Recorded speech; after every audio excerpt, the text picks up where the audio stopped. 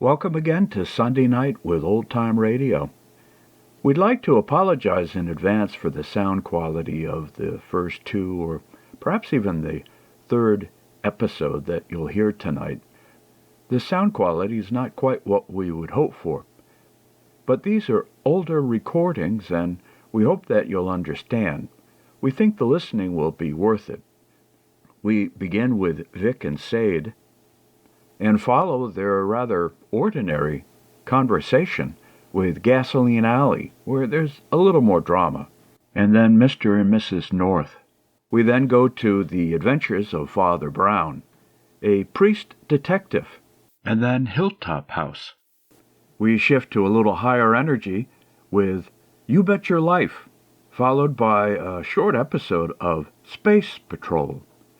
And then we close with the third episode, the final episode of Huckleberry Finn. Let's get started.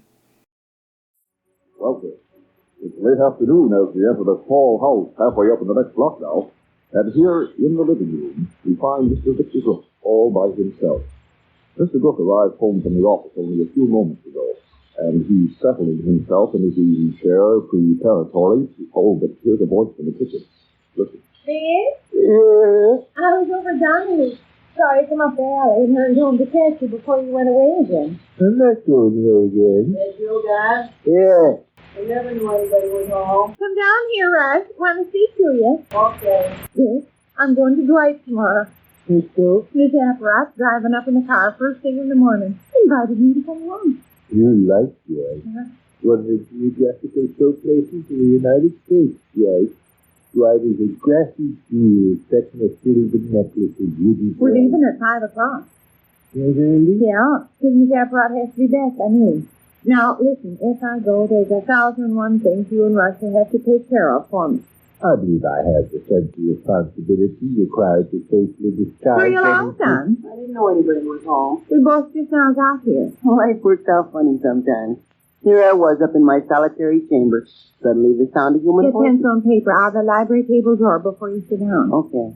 You will be going to work in the morning, same as usual, won't you? Unless I pass away during the night. Well, there'll be some little things you'll have to handle over your office telephone then, I guess. Rush, bring 2 pencils. One for you and one for your father. I don't seem to be able to locate him. Oh, there's 1,000 there. Yeah, but none got any points on. Guess I'll have to get a Well, razor feel blade. underneath my writing tablet there. You see my silver pencil with the ribbon on. Doug's probably got a pencil of his own in his pocket. As a matter of fact, I only got 8. So what we going to do, man? Miss Apparat's taking me for a lovely ride to Dwight tomorrow. Yeah? So you and Dov will have to keep the ranch going till I get back. You got any special plans for in the morning? Ruthie Davis and myself sort of halfway intend to hop on our bicycles. Yeah. Well, you'll have time to work and play in. Here's a piece of paper there. Hey. What time you leaving, man? Awful early. 5 o'clock. What's the idea? Miss Apparat's got to be back by noon. What you going to do in Dwight? Oh, I'm just going to the lovely spin. Miss Apparat's got business with a man. Has to give him the deed to a house. Just hand him the deed to the house? Yeah. Hey, don't draw pictures on him. I'm making a combination kangaroo and punch string. Well, that's supposed to be your memorandum pad. And I want you to take down the different items careful so you'll be sure to get them straight. Okay. Hey. Miss Apparat just has to hand the man the deed to the house. Why don't you mail it? Oh, I don't know. I'm sure. Person can stick a document in the envelope and our United States Postal System will This is Apparat's business, not mine. I'm thankful for the nice ride. Paper stays fair and warmer for tomorrow, and it'll be a real treat for me. Now, the first thing, Dick, is me getting up in the morning. 5 o'clock, huh? 4 o'clock. You leave at 5. I can't understand why you're leaving so early. Miss Apparat's got to be back by noon. Well, Dwight's less than 40 miles away. You could walk up and walk back if you left at 5 o'clock in the morning. Well, I don't know. I'm not running this shebang. Just quit picking flaws. Dick, how about me getting up in the morning? I got that down. You got what down? How about you getting up in the morning? You mean you got it written down on your piece of paper? Yes. Why? You give me a memorandum pad, told me to jot down the different Oh, now, items. for goodness sake, let's quit playing around.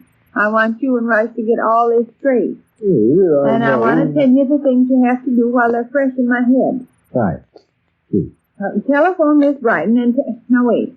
Let's get it understood about me getting up in the morning. Right. You think I'd better allow myself a full hour and set the alarm for 4? Depends You on... see, Miss Apnar's going to come by and honk about 4:45. 4:45? Yes. Well, tell her not to honk too loud. At 4:45 in the morning, I am generally in a land of dreams. And it would be a great shock to my nervous system if automobile Half an hour would be enough. Tonight, before I go to bed, I can lay out what I'm going to wear and so on. I thought my little blue with the cane, that looks kind of automobile-ish and nice. Little blue cage. What you writing it down for? I was under the impression... Now, quit fiddling, Dick. Man. Yes, I guess a half an hour will give me enough time. See, I can hop in my clothes and have a cup of coffee, but... Oh, right, before I forget. The coffee man comes tomorrow. Tell him not to leave any this time. What if they don't see him? You'll see him.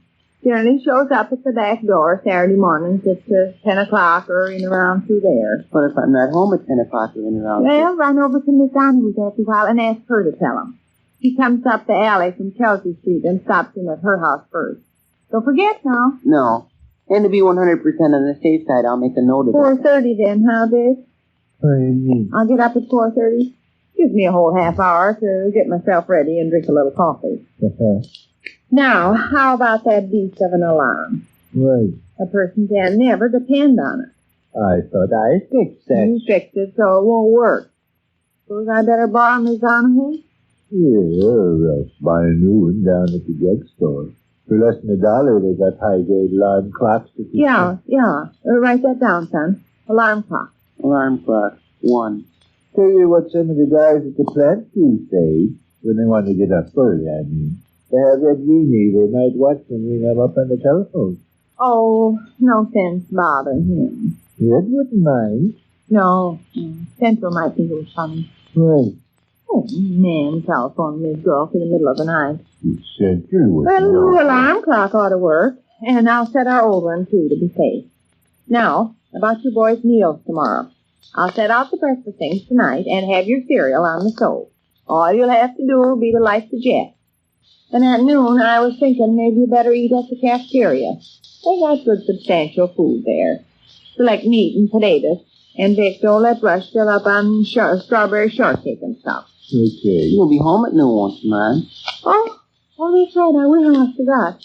Well, maybe you'll be tired from your journey and won't want to prepare. Oh, no, I can fix a little dinner. Got lots in the pantry. All right, now, son, you got your pencil ready? Uh-huh.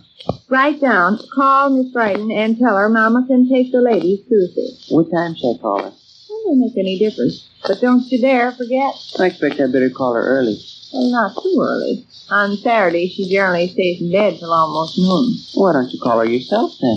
Like I told you 10 million times, I'm going to be in Dwight, Mr. Emptyhead. Yeah, but you'll be back by noon. Oh, where's my head now? I guess you got the idea you're going to be away a week, you know. Yeah, I get to go on trips so seldom it kind of puts me in a stew.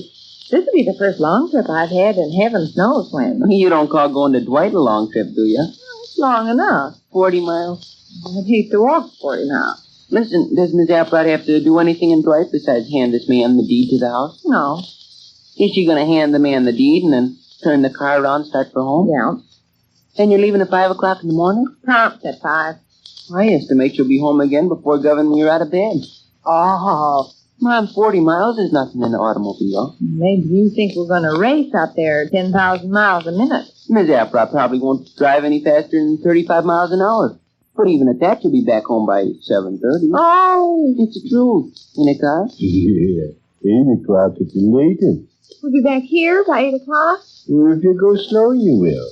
If Ma Applewhite steps on it a little, and she probably will, because there won't be anybody else on the hard road that early, you ought to be back around 6:45 or so. Oh, but it's 40 miles both ways. Yeah. Makes 80 miles altogether. Not quite, Mom. It's really only 37 miles to Dwight. 74 altogether.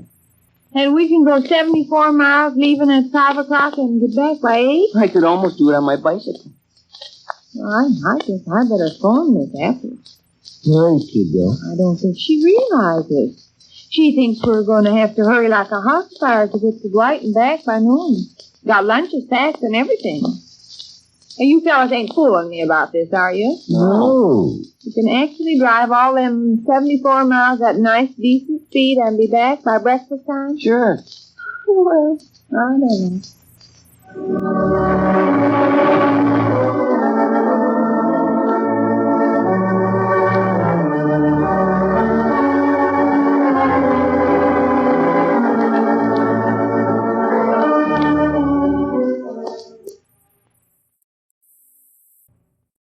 Your Auto Light dealer presents your favorite friends from Gasoline Alley.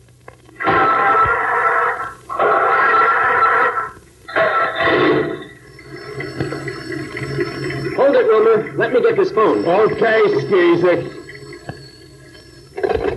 Wallet and Bobble Garage, Skizik's Wallet speaking. Oh, what's that? Well, yes, sir, I think we can fix it. We can fix anything that runs on four wheels. Sure. We'll be waiting for you right here in Gasoline Alley.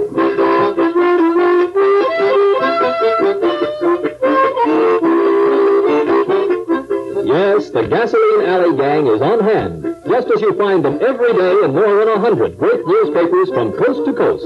In this episode, Skeezix and Wilmer get a kicking around from Kid Cupid. But first, a word from the friendly Auto Light dealer in your own hometown.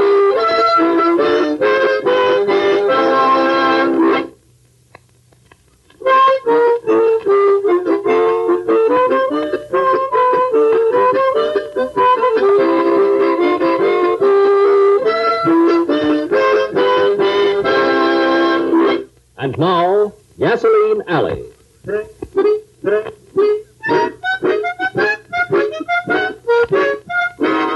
Some people find it very easy to keep a secret, but with others, the mere knowledge of a secret is a cause for nervousness and jumpiness. For instance, Skeezik's partner, Wilbur Bottle, has been acting nervous and jumpy all day. But now the day's work in the garage has ended, and Skeezik says, "Okay, fellas, let's call it a day and go home." You're sure you're finished for the day, Skeezick? I mean, you can go home now? Of course, Wilmer. What's wrong with you? You've been acting funny all day. Oh, nothing, Skeezick. Nothing at all, really. Oh, there's that darn phone. I'll get it. No, Skeezick. That's for me, that call. You wait right here. Right here, see, and we'll go home together. Okay, Wilmer. Well, if it's for you, answer it. Yeah, sure. You wait right there. Hello? Wilma, this is Nina. Yeah, Nina, yeah. Has Skeezick said anything about today being his birthday? Not a word. I don't think he's even thought of it. Good.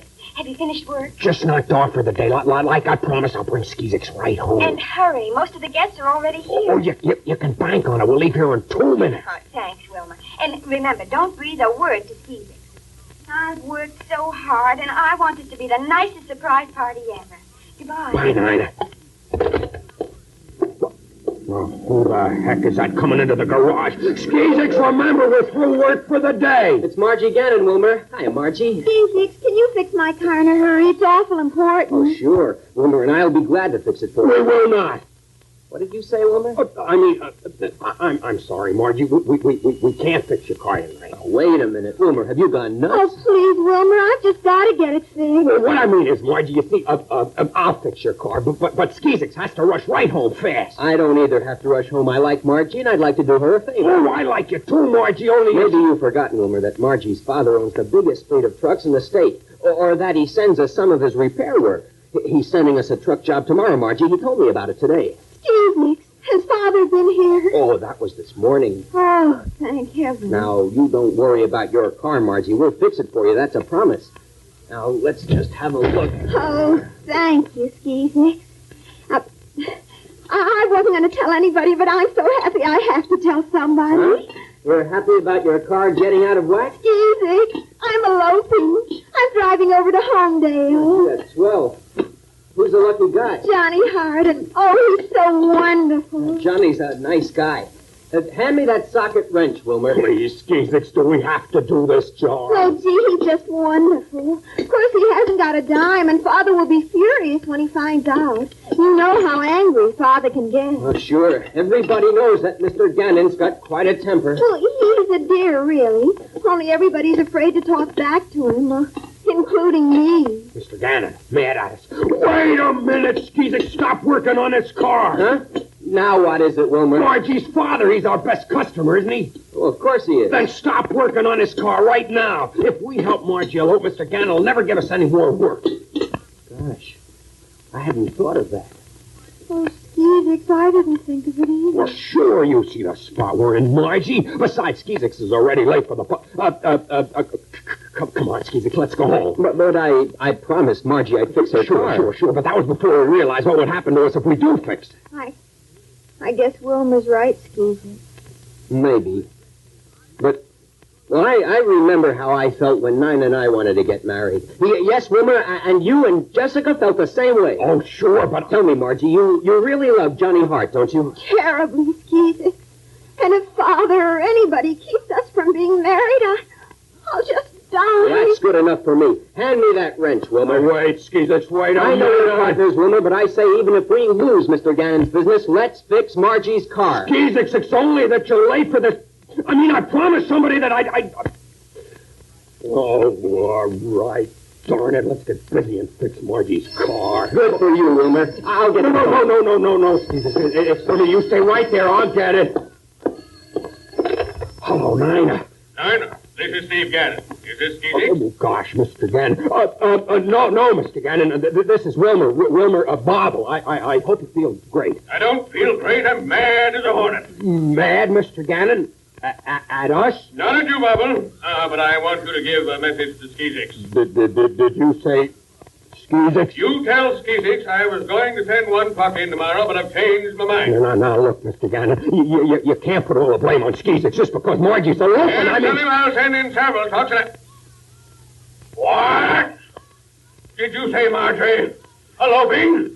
I'll call out the police. I'll put Skeezix Wallet behind bars for life. I'll murder him, Skeezix Wallet eloping with my daughter, and him a married man.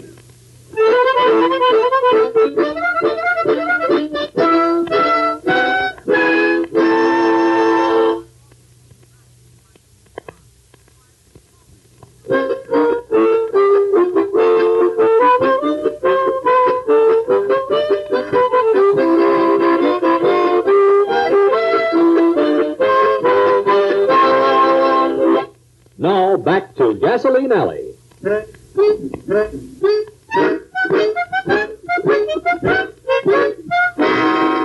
Well, things are really in a merry mix-up. Wilmer has just finished telling Skeezix and Margie Gannon that he inadvertently told Margie's hot-tempered father that his daughter is eloping. Worse still, Mr. Gannon thinks Margie is eloping with Skeezix. And at this moment, the garage door bursts open, and in comes Nina, Skeezix's wife. Skeezix, I'm so mad I could pop. I'm furious. Nina, we were sort of expecting Mr. Gannon. Look, Nina, Mr. Gannon's got a silly notion that Margie and I know all about it. Mr. Gannon called and told me. And Nina, you don't think Skeezix and I are alone? Of course not. Everybody in town but your father knows you're madly in love with Johnny Hart. Oh, dear, I'm afraid Father will come here, and he's got such a temper. I just hope he does come here. I don't get mad very often, but right now I could chew nails. Nina, I've never seen you like this. It was all my fault, Nina. Oh, please don't say anything to Father if he comes in, Nina. He'll only get mad. I certainly will say something to him. I tried to say it on the phone, but he was shouting his head off. But, Nina, it's about time people stop being afraid of your father, Margie, and the way I feel now. Nina, look, here he comes. Let him come. I'm ready. There's that snake, that cur, that... There you are, Skeezix Wallet. Look, Mr. Gannon, I'm going to drive you out of business. I'm going to ruin you. Please, Mr. Gannon, I'm going to put you behind bars. I'm You're going going to stop this nonsense. Right now. What? Just one word, Mr. Gannon, and I'll hit you right on the nose with this monkey wrench. Nina. Good heavens, it's worse than I thought. The wife helping her husband elope with my daughter. Margie is not eloping with Skeezix. She's eloping with Johnny Hart. Johnny Hart? I won't have it. He's a pauper. You won't have anything to say about it. If necessary, Skeezix and Wilmer and Margie and I will tie you up and leave you here in the garage. And No, we wouldn't. Not only that, Mr. Gannon, I'm suing you for $1 million for the things you said about my husband. Wait a minute. Who's the injured party here? Why, I'm going to... You're going to do nothing. Because if you do, I'll tell everybody in town that you're a bad-tempered, mean old man. Oh, Father, isn't that bad, Nina? And I'm going to tell everybody that you try to buy off everyone with that money of yours. Nina, you make him sound like a monster. He isn't that And bad. furthermore, Mr. Gannon, Go on, were saying about me. I hate you. I hate all of you. I worked so hard on things, and all the guests are there. And I planned such a perfect surprise party for Caesar's birthday. Nina, darling. Wish I didn't tell him about the surprise party. Nina, dumb as I am. I guess it's all my fault, Nina, but I love Johnny so much. Nobody's ever said the things Nina just said to me, and I guess in a way they're all true. Oh, no, Mr. Gannon, I didn't mean to say those things, but I was so upset about Caesar's party and... No, Nina, the things you said are at least partly true, but I want to prove that they're not altogether true. Are they guests for Caesar's party still at your house? I told them to wait. But why? If Margie has no objections, maybe you'll ask your guests to join us. But Margie's wedding. Father, you don't mean it. I do mean it, my dear. Oh. Father. Yes, dear? Please stay like this. Oh. I'll try. And in return, there's something I'd like to ask you to do. I promise. Anything. Try to be always as good a wife to John as Nina is to Caesar.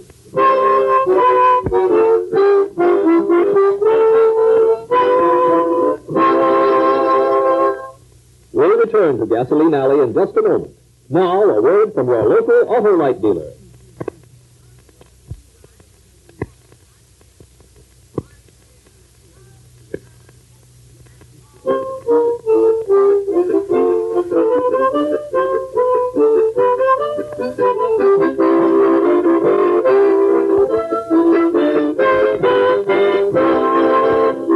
And now, a word about the next adventure in Gasoline Alley. Just think, Skeezix, when we raise a lot of little chinchillas, Nina and Jessica will have fur coats. Wilmer, those little animals aren't chinchillas. But I bought them for chinchillas. What are they? I'm afraid to find out. Because, Wilmer, I'm afraid we're headed for trouble.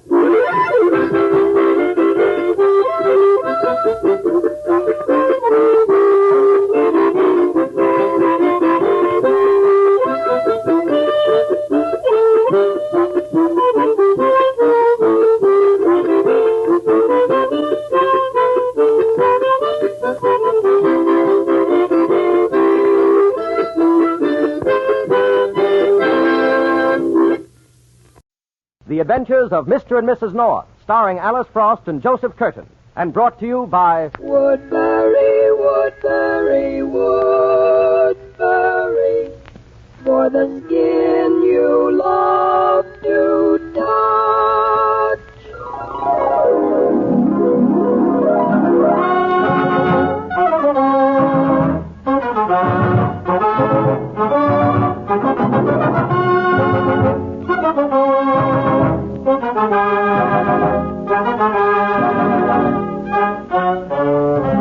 Jerry and Pamela North, those lovable, laughable salvas of mysteries.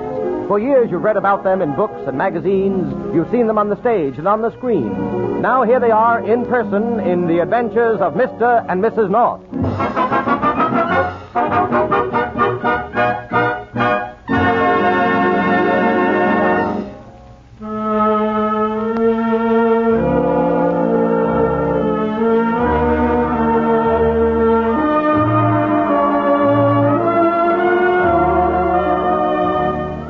Joseph's is a little Russian restaurant tucked away on one of the side streets of Midtown Manhattan. And here we find Jerry and Pamela North just finishing dinner. There's a popular belief among epicures that music has power to aid digestion, but Jerry has some doubt about this.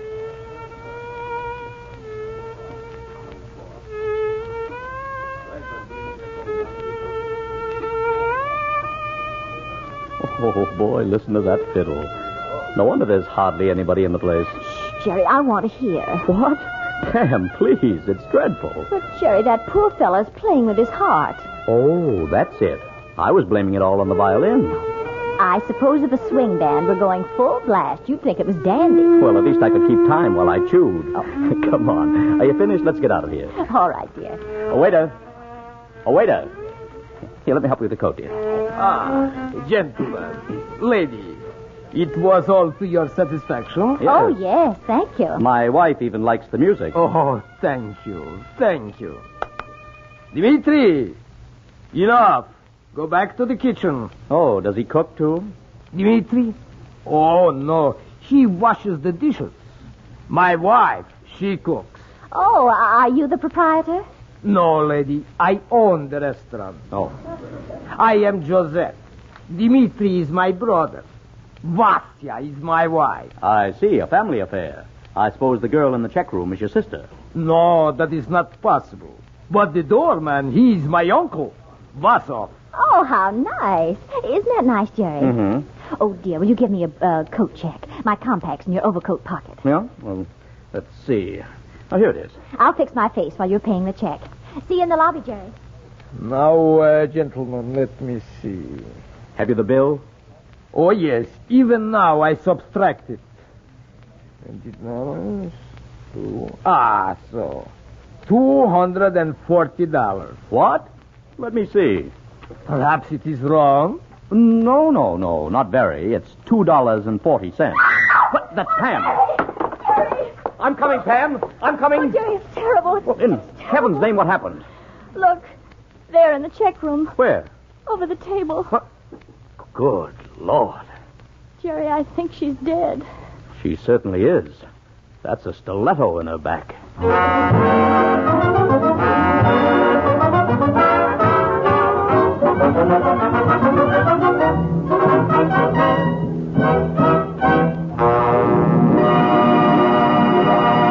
We'll rejoin Mr. and Mrs. North in just a moment. But meanwhile, ladies, do you realize for just 10 cents you can buy a trial-sized jar of Woodbury cold cream, a cream proved to give as fine or even finer beauty results than the costliest creams? And I mean proved. Proved by a test among more than 1,000 women. These women use 6 leading creams, including Woodbury cold cream and some of the costliest brands you could name. The creams were all in plain, unlabeled jars. Yet the majority of the women picked one cream as definitely best, Woodbury cold cream. Actually, they preferred Woodbury even to those costliest creams. Well, here's why Woodbury is so outstanding. Its 4 special ingredients and its fine oils cleanse thoroughly, leave your skin feeling gloriously fresh and clean. They lubricate, help ward off aging dryness. They make your skin gorgeously softer and smoother. And besides, there's an element working in the jar to keep the cream absolutely pure. And no other cream at any price has that. Why not send out now for Woodbury cold cream? If your skin isn't lovelier after using it only 7 days, return that jar to Woodbury at Cincinnati, Ohio, and you'll get double your money back. Regular sizes at 25 cents, 50 cents, 75 cents, and a big economy jar at $1.25. Remember, Woodbury will save you so much compared with your former expensive cream that you can buy more war stamps and bonds. And Uncle Sam will like that. Tonight, start using Woodbury. That's Woodbury, Woodbury cold cream.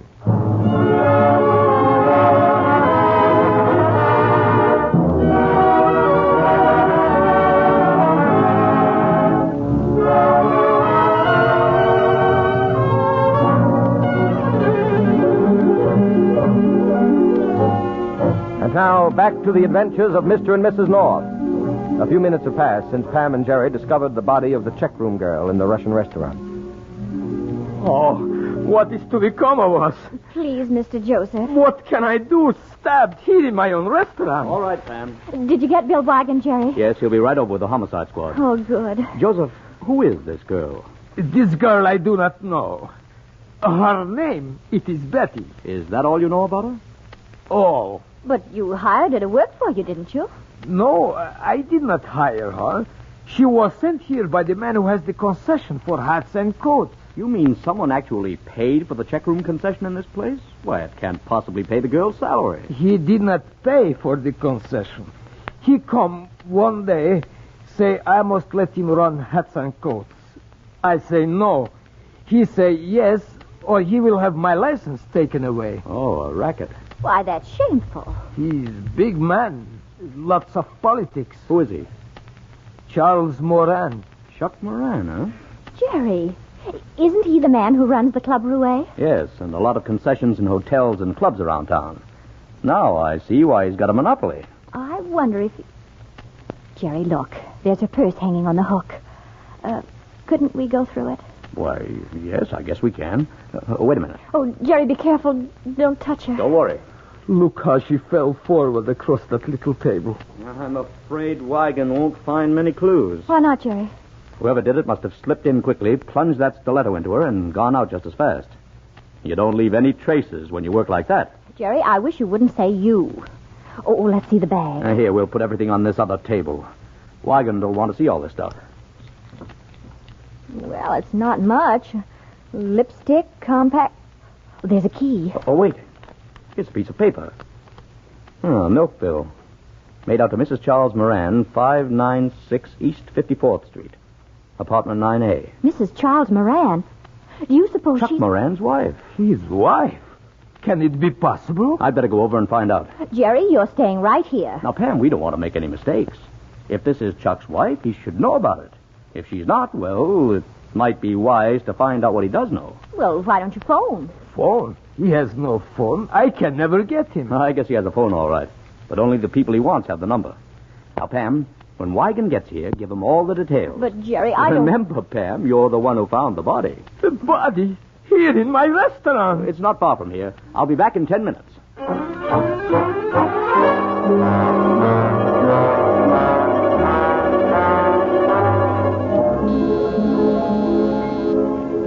Take it easy. I'm coming. Well? Excuse me, is this where Chuck Moran lives? Right. Is he in? Who wants to know? My name is North. Gerald North. Oh, you friend of Chuck's? Well, I've seen him around town. I'm a publisher. Oh, you publish those detective stories, don't you? That's right. Oh, say, I was just reading that one, The Kiss of Death. It's swell. It has been rather successful. Well, say, come on in. Chuck ain't here right now, but he ought to be along any minute. Thanks. Are you Mrs. Moran? Do I look it? Well, No, I'm Francine Laporte. I sing at the Club Rouet. I thought you looked familiar. I've enjoyed your singing. Oh, thanks. So, sit down. The sofa ain't busy. Have a drink? Not now, thank you. Well, you better. Chuck may not show for a while. Well, then, I really can't wait. Oh, come on. Sit down. Oh, scat, Pinky. That cat is all over everything. You know, Mr. North, another one of your books I liked was Murder in the Mint. Gee, I didn't know who done it until the last page. Yes, Herman is a good writer. But what I came to see about was Mrs. Moran. Oh, Betty? Yes, do you know her? One of my best friends. And let me tell you, she's got brains. She can figure out those detective stories where I can't. Her only trouble is money. Money? Yeah, you see, Chuck's the front in the concession business, but Betty runs it. She keeps all the check bills in line, you know, hires them and fires them, and, well, she squeezes the nickels till the buffaloes yell. I see. Yeah, right now she's doing a little trick herself in a little Russian joint because, well, it don't pay to keep a regular girl there. She and Chuck get along all right, don't they? Why, Say, why all the interest in Betty? Oh, nothing, just inquiring. Well, I don't know what you're after, so I ain't going to talk out of turn. You'll have to wait for Chuck. Well, I really must be going, Miss Laporte. Oh, stick around. I'm leaving in a minute for my act at the club, but we could spend a little time talking about murder stories. You got any new ones coming up? Several. I'm afraid I'll have to go now. Oh, I'm sorry. Somebody's going to step on that cat's neck someday, and that'll finish him. Tell Chuck I called, will you? Sure, tall and handsome. And drop around the club sometime, huh? I'd be delighted, Miss Laporte. Oh, call me Francie. Everybody does. All right, Francie. I'll be seeing you. Okay, big boy.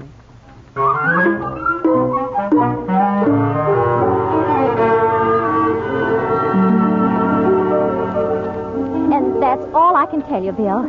That's the way Jerry and I found her. All right, Pam. Thanks. The medical examiner's busy in the check room. Maybe he'll turn up something. Hey, Mullins. Yeah, Lute? Bring in that big Russian. You mean the doorman with the fur hat? That's right. Okay, Lute. Jerry didn't seem to think that you'd find many clues, Bill. He said that the way the murderer worked, he wouldn't have time to... Lieutenant Wigan, here's something you might find interesting. What's that, Doc? When I moved the girl's body, I found this menu on the table under it. She was trying to write a message when she died. Yeah. Oh, let's see, Bill. Scroll from one end of the card to the other. W-O-M-E-N. Women killed me. Women? Gollies. That means the girl didn't know who her assailants were. If she had, she would have tried to write out their names before she died. You can move the body any time you want, Wigan. The stiletto did the trick, all right. I'm going down and file my report. Okay, Doc. Good night. Bill, I can't believe a woman could be so cold-blooded. They come always, Pam. This girl didn't know who they were, so that rules out friends. Let's see. This way, Cossack. Lieutenant wants to see you.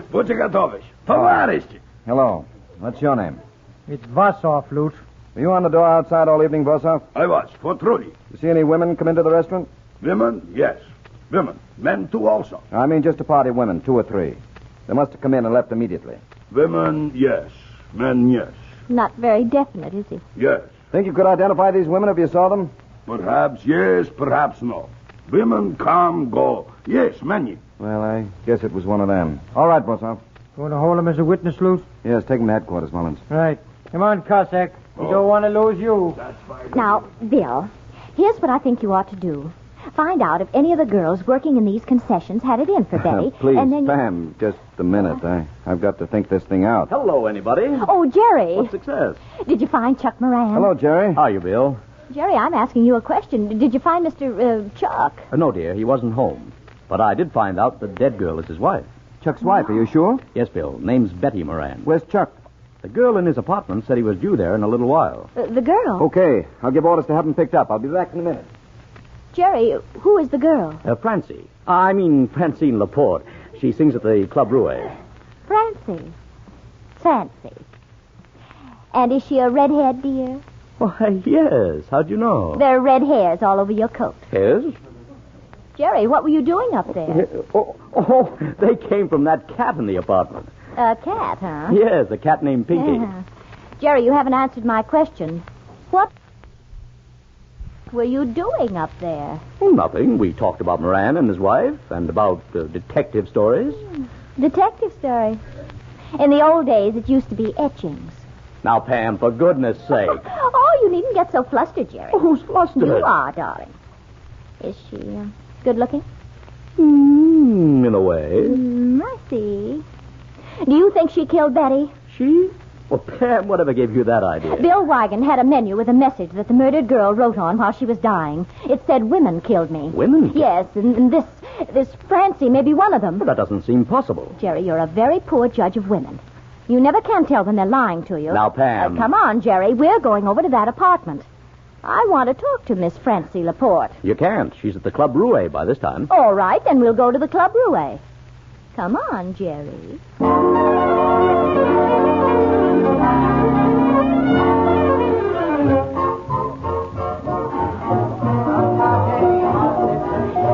This is a good table, huh? Uh-huh. You can see everything, Jerry. I'm afraid we should have told Bill Wigan where we were going. Bill Wigan is no better judge of women than you are, dear. All I want to do is to talk to her for a few minutes, and I'll be able to tell whether she had anything to do with that murder. I hope this doesn't lead to trouble. Listen, Jerry. Ladies and gentlemen, it is our great pleasure to introduce at this time a delightful singer of French songs, Miss Francine Laporte.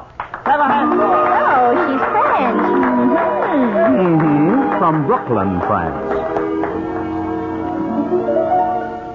Parlez-moi d'amour, dites-moi des choses tendres.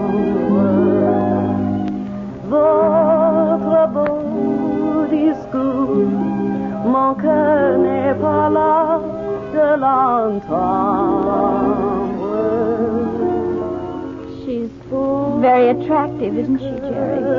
What? Oh, yes, she is, dear. Jerry, you don't always stare that way when you listen to music. Well, it's a bit different from Dmitri and his fiddle. Well, she's not singing from a heart. Jerry, she sees you. Yes, she does. As soon as she's through singing, I'm going back to her dressing room. We'll both go. Oh, no. You're going to stay right here. I'll be able to judge her better if we're alone. All right, dear, but be careful what you say. Votre beau discours, mon cœur n'est pas mal de l'entendre. Pourvu que toujours vous répétiez ces mots suprêmes. Je vous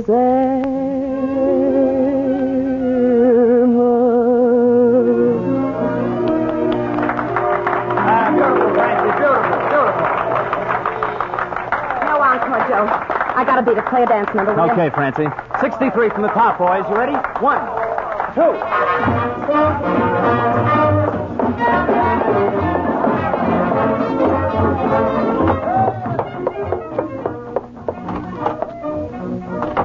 Say, Chuck. What's the matter, Francie? You finished already? Listen, that guy north that was up in the apartment, Yeah? he's out front with a dame. I wonder what that lug's up to. Well, he's poking around for something, Chuck. If he's just come to see me, he wouldn't have brought no dame. Yeah, I wonder what. Quiet. Yeah, get behind the screen quick. Whoever it is, get rid of him. Okay, keep your shirt on. Miss Laporte, may I see you for a minute? I got a change for my next Oh, number. it won't take a minute. Will you get out? I haven't got no time to... I'm Mrs. North. You met my husband, Mr. North, up in Chuck Moran's apartment. Yeah? Well, what do you want? I just want to ask you one question. What did you and my husband talk about tonight? Detective stories. Why? Oh, didn't you talk about who killed Betty Moran? Killed Betty? Oh, didn't you know she was dead? What are you talking about? Betty Moran was murdered tonight. Hey, what's this all about? Miss Dame says Betty was bumped off. I heard. Where'd you get this from, sister? The police found her. Are you Chuck Moran? Yeah. Who got Betty? The police are looking for you. Yeah, well, I'm going out looking for the police. Get your hat and coat, Francie. Oh, you can wait right here. The police will come for you. Out of the way, lady. Hop to it, Francie. I'm ready, Chuck. You'd better not leave, Mr. Moran. Get away from that door. Ouch! Let me go. Come on, Chuck, will you? Just a minute. Jerry, stop them. That's Chuck Moran. Out of the way, jerk. Get back, Moran. Yeah? Sure. Finish him, Chuck. Jerry, Go on. hit him. Go ahead, do what you do. Jerry. Here, you. Get away from that phone. Try and stop me. Why, you little... Ow! Oh! Ouch! Hello? Give me that Come on, phone. operator. Give me that Quick, phone. the police. Help! Murder! Police!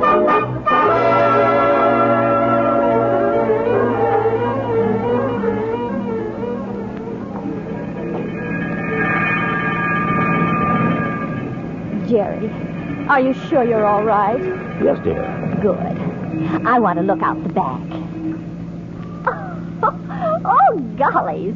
Jerry, you know this is the first ride I've ever had in a patrol wagon. I hope it's not your last. Shut up, Moran. You gonna let him get away with that, Chuck? I'll kick his teeth in. Jerry, look out. I'll handle him. Oh, you're Go going to try ahead, it again? Chuck. Hey, pipe Come on, down. get him, Jerry. Break it up, Come on, or I'll hit break him. it up with my stick. You'll have plenty of time for shouting when we get to the cooler. As soon as we get there, officer, I want to see Lieutenant Wigan. All right, lady, but quiet down. I can't hardly hear the ground.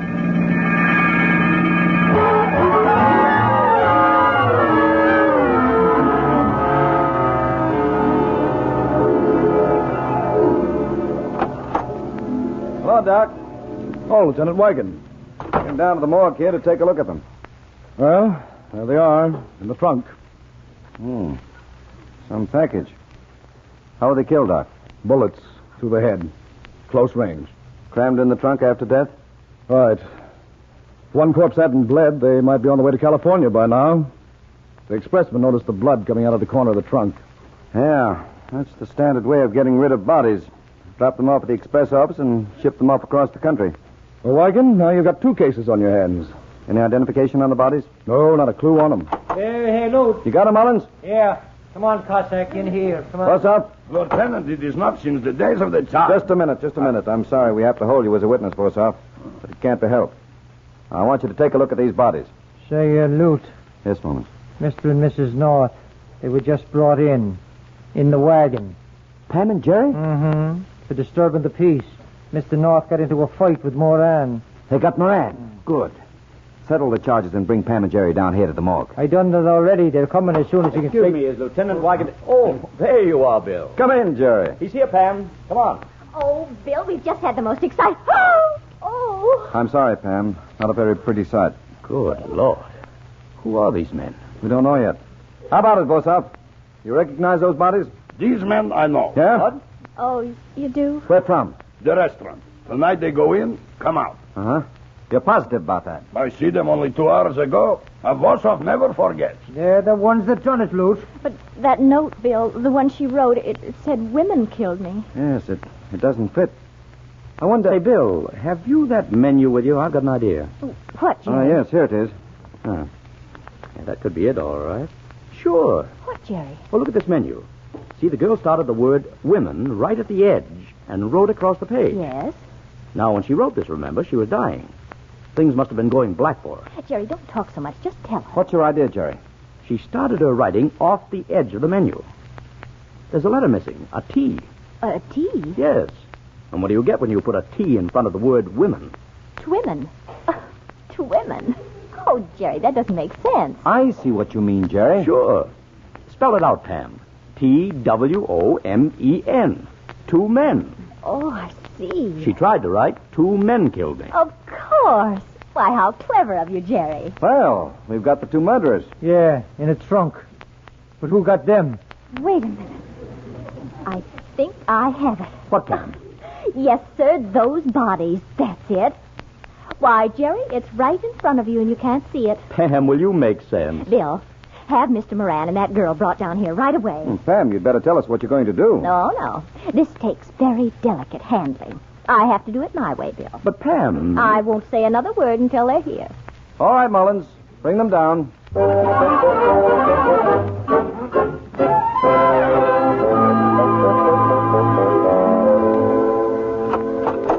on. In here, both of you. Come on. Say, what's this all about? We're going to find out right now, Moran. Sit down. And you take that chair, Miss... That's Miss Laporte, Bill. Close the door, Mullins. Okay, Lute. Now then. Mrs. North is going to ask a few questions. I want them answered.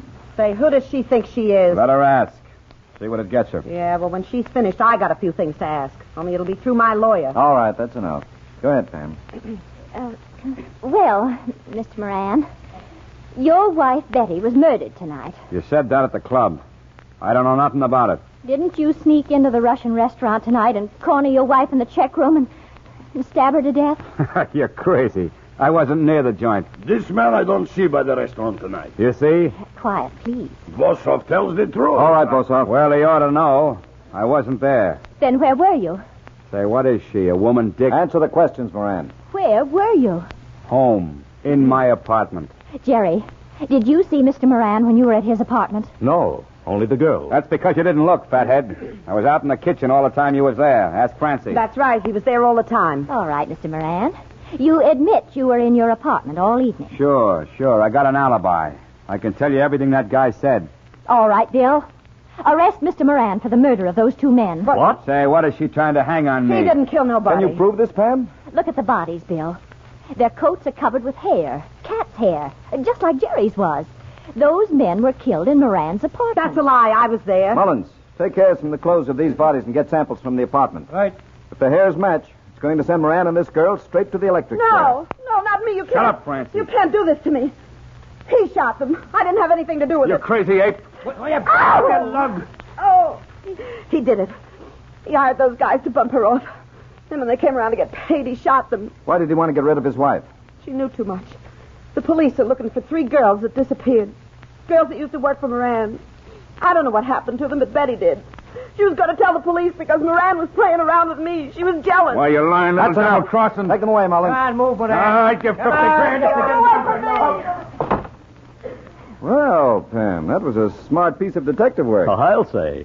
How did you know about the cat's hairs? Jerry had them on his coat. Thank heaven. Thank heaven is right. It solved the case. Oh, I don't mean that, Jerry. I mean, thank heaven they were from the cat, not that red-headed Francie.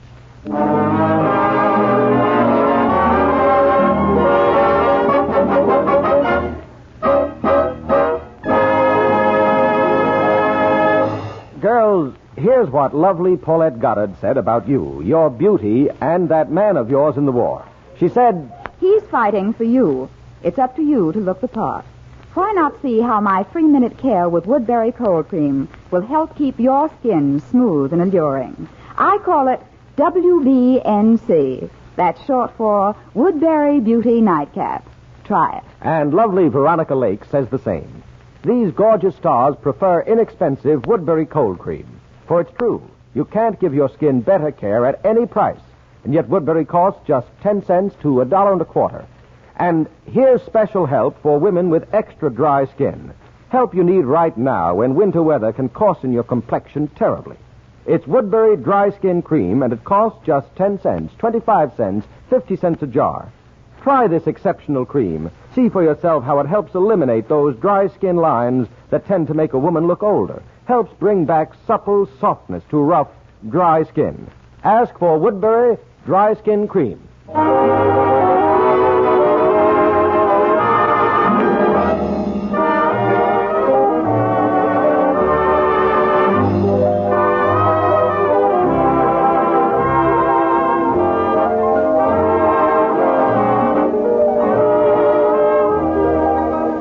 Tune in again next Wednesday evening at the same time for another adventure of Mr. and Mrs. North. Pamela buys a turtle and a spy plot snaps in her face. For thrills and laughs, be sure to listen, won't you?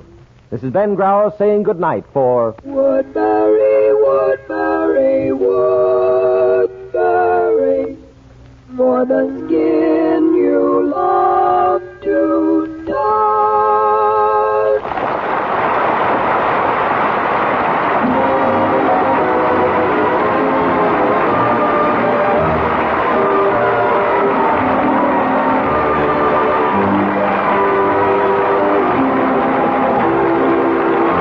This program came to you from New York. This is the National Broadcasting Company.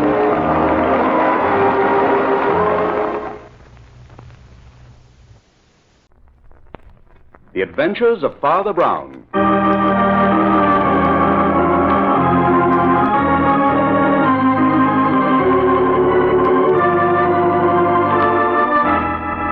And here he is, Father Brown, the best-loved detective of them all. Humanity produces optimists only because it has never produced a really happy man.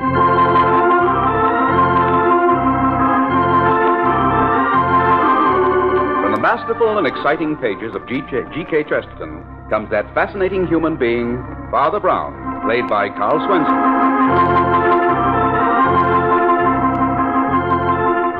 Underneath the modest exterior of Father Brown is the rich character of a generous, deeply human man with a sensitive and quick-witted mind. In addition to being a man of God, he is a man of the world, a man of science, and a brilliant amateur detective. And now, the 3 tools of death.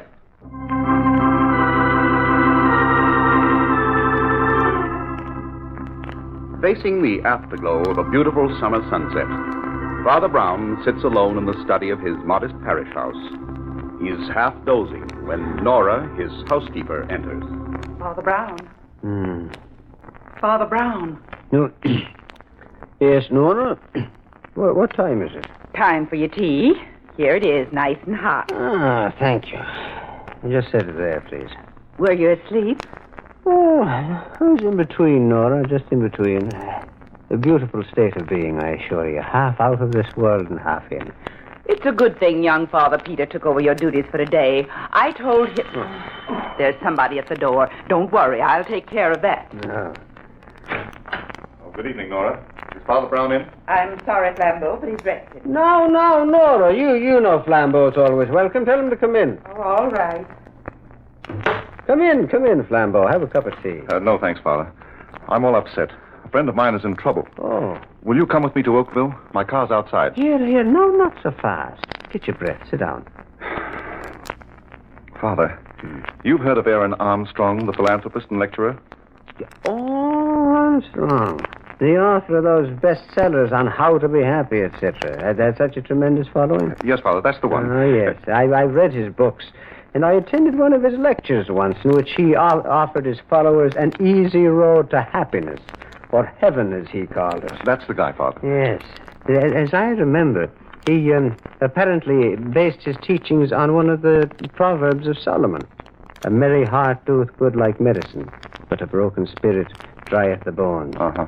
Yes. He believed in giving up all the physical appetites, smoking, overeating, and drinking. Oh, yes, and above all, he believed in being cheerful. He dealt with the drink problem with an enormous gaiety. Well, he's dead. What? His body was discovered early this morning. Well, you don't say. Where? Right near his house, in a ditch on the parkway. What happened? Nobody knows. But according to the police, it looks like murder. Did you say his house is close to the parkway? Yes, on an embankment just above it. Well, what makes the police think it wasn't an accident, Flambeau? Well, he was wearing only his dressing gown. And another strange thing, Father. A small piece of rope was tied around one of his ankles. Was any weapon found? No, but it was apparent he'd been struck on the head by a huge instrument of some sort.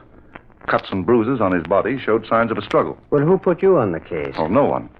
The dead man's secretary, Robert Royce, is an old friend of mine. I called him as soon as I heard the news and offered him my services as private investigator. But he refused to see me.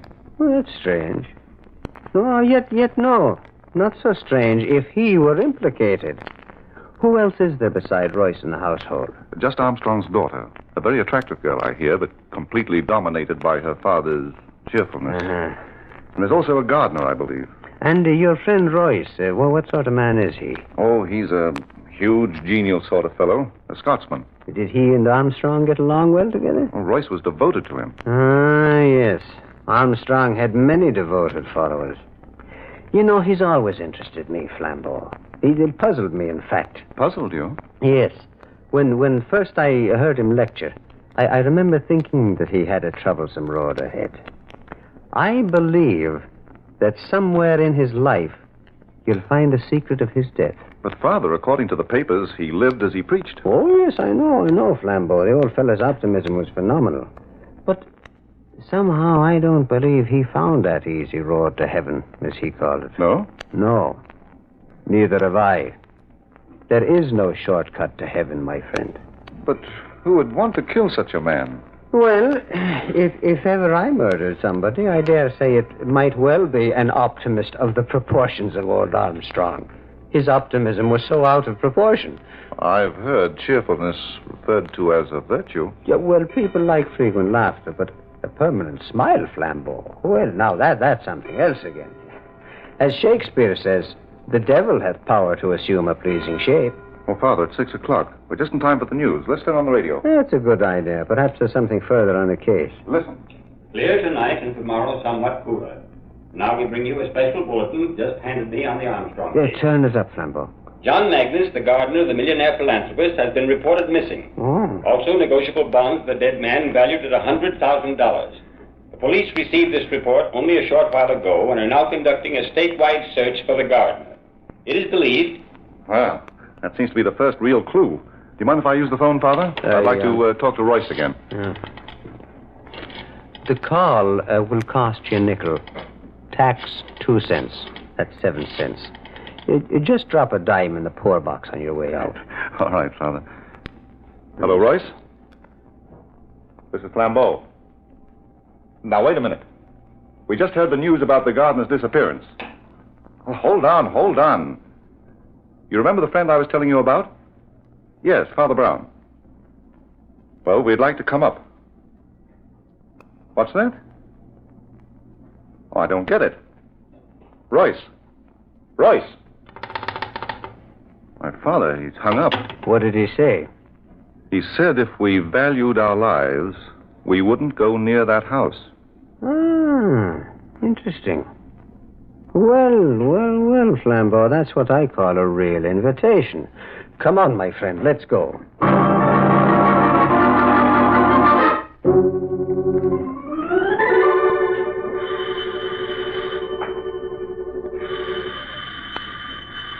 Well, I'm sure there's someone here, Father. Ring again, Flambeau.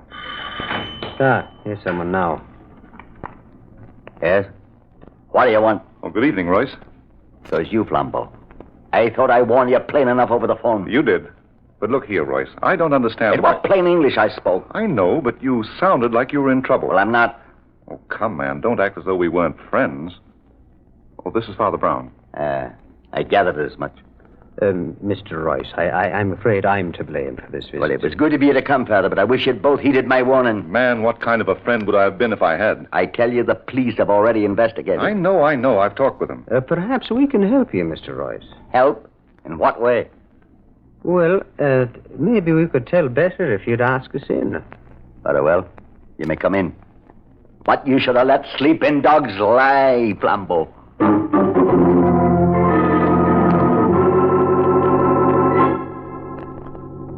Well, Royce, I must confess I can't find anything here in Armstrong's room that tells us very much. And just what did you expect to find? Mr. Royce. Yes? What do you make of the gardener's disappearance? Magnus is a fool, maybe a thief, but he never killed Mr. Armstrong. I'm sure it was the deed of a madman. I see. My. Well, I would never have expected those to be there. Father, what are you looking at? That pair of socks over there thrown under the bureau. Oh, they should be in the bureau drawer. Here, I'll put them away. Wait. May I have a look at those bureau drawers, Mr. Royce? What for? Well, I'd just like to look. What are you searching for? And I'll take a peep at that closet, too, if you don't mind. Well, now that's funny. What, Father? Everything looked so neat when we came in. Mr. Armstrong was always very particular. Everything is in order on the surface. But underneath, things look different. What things? Well, in the closet, his socks are stuffed in the hangers with his suits. And in the bureau drawers, under those beautifully laid-out shirts... Yes? A whole lot of ginger spilled from a box. Why do you have to go on with this? The police went over the room very thoroughly. The room, perhaps. But they seem to have missed this piece of rope. Look here. I found it caught in the vine just below the ledge of the window. Well, it couldn't have been there this morning, or the police would have found it. Well, I just saw the wind blow an end of it out from under the vine. Royce, maybe you can tell me how this piece of rope got there. What has that got to do with the case? You know perfectly well a piece of rope was tied around the leg of the dead man. That rope in your hand was left from fixing the windows. Well, now, I'm just wondering. Wondering what, Father? Well, let me take a look out of that window. Why? For a very good reason. The police haven't yet established why the dead man was found on the parkway. No, that isn't it. The window isn't high enough from the ground for him to have fallen. Or been pushed or to have jumped. Right. And not high enough for his body to have rolled down the embankment to the parkway. Mr. Royce, isn't there another floor to this house? There's only an attic. Robert? That's Miss Armstrong. She's been much upset since her father's death. Oh, yes, of course. You'll have to excuse me for a moment. Certainly. Father, I don't like the look of things. This rope I found in the vine was cut with a sharp instrument. The rope found on Armstrong's ankle was also cut with a sharp instrument. And did you notice the cut on Royce's knuckle? Yes, I did, Flambeau. But, I haven't noticed any geniality. He's hardly the person you described to me. Yes, I know, Father. Didn't like him. Nevertheless, it seems to fit his unshaven appearance. It's the first time I've ever seen him that way, either. You're worried about your friend's innocence, aren't you? Well, I know how the mind of a thief works, Father. I was once a thief myself. But murder... You think he's capable of murder? Well, the answer to that one is more up your alley, Father. Well, in any event, he's hiding something. But I think there is a secret in this house more important than his, and I'm very anxious to find out what it is. Now, first, look at the stains on the wall. And you felt the dust on the banisters as we came up. Well? Well, but the question fairly screams at us, Flambeau. What question? Why are there no servants in this house? Well, Armstrong certainly had plenty of money. He could afford them. There could only be one reason. If the old man himself had something to hide. Father, you mean you think Armstrong... Well, Miss Armstrong's in the drawing room downstairs. She'd like to talk to you, Father Brown. If you will, please follow me.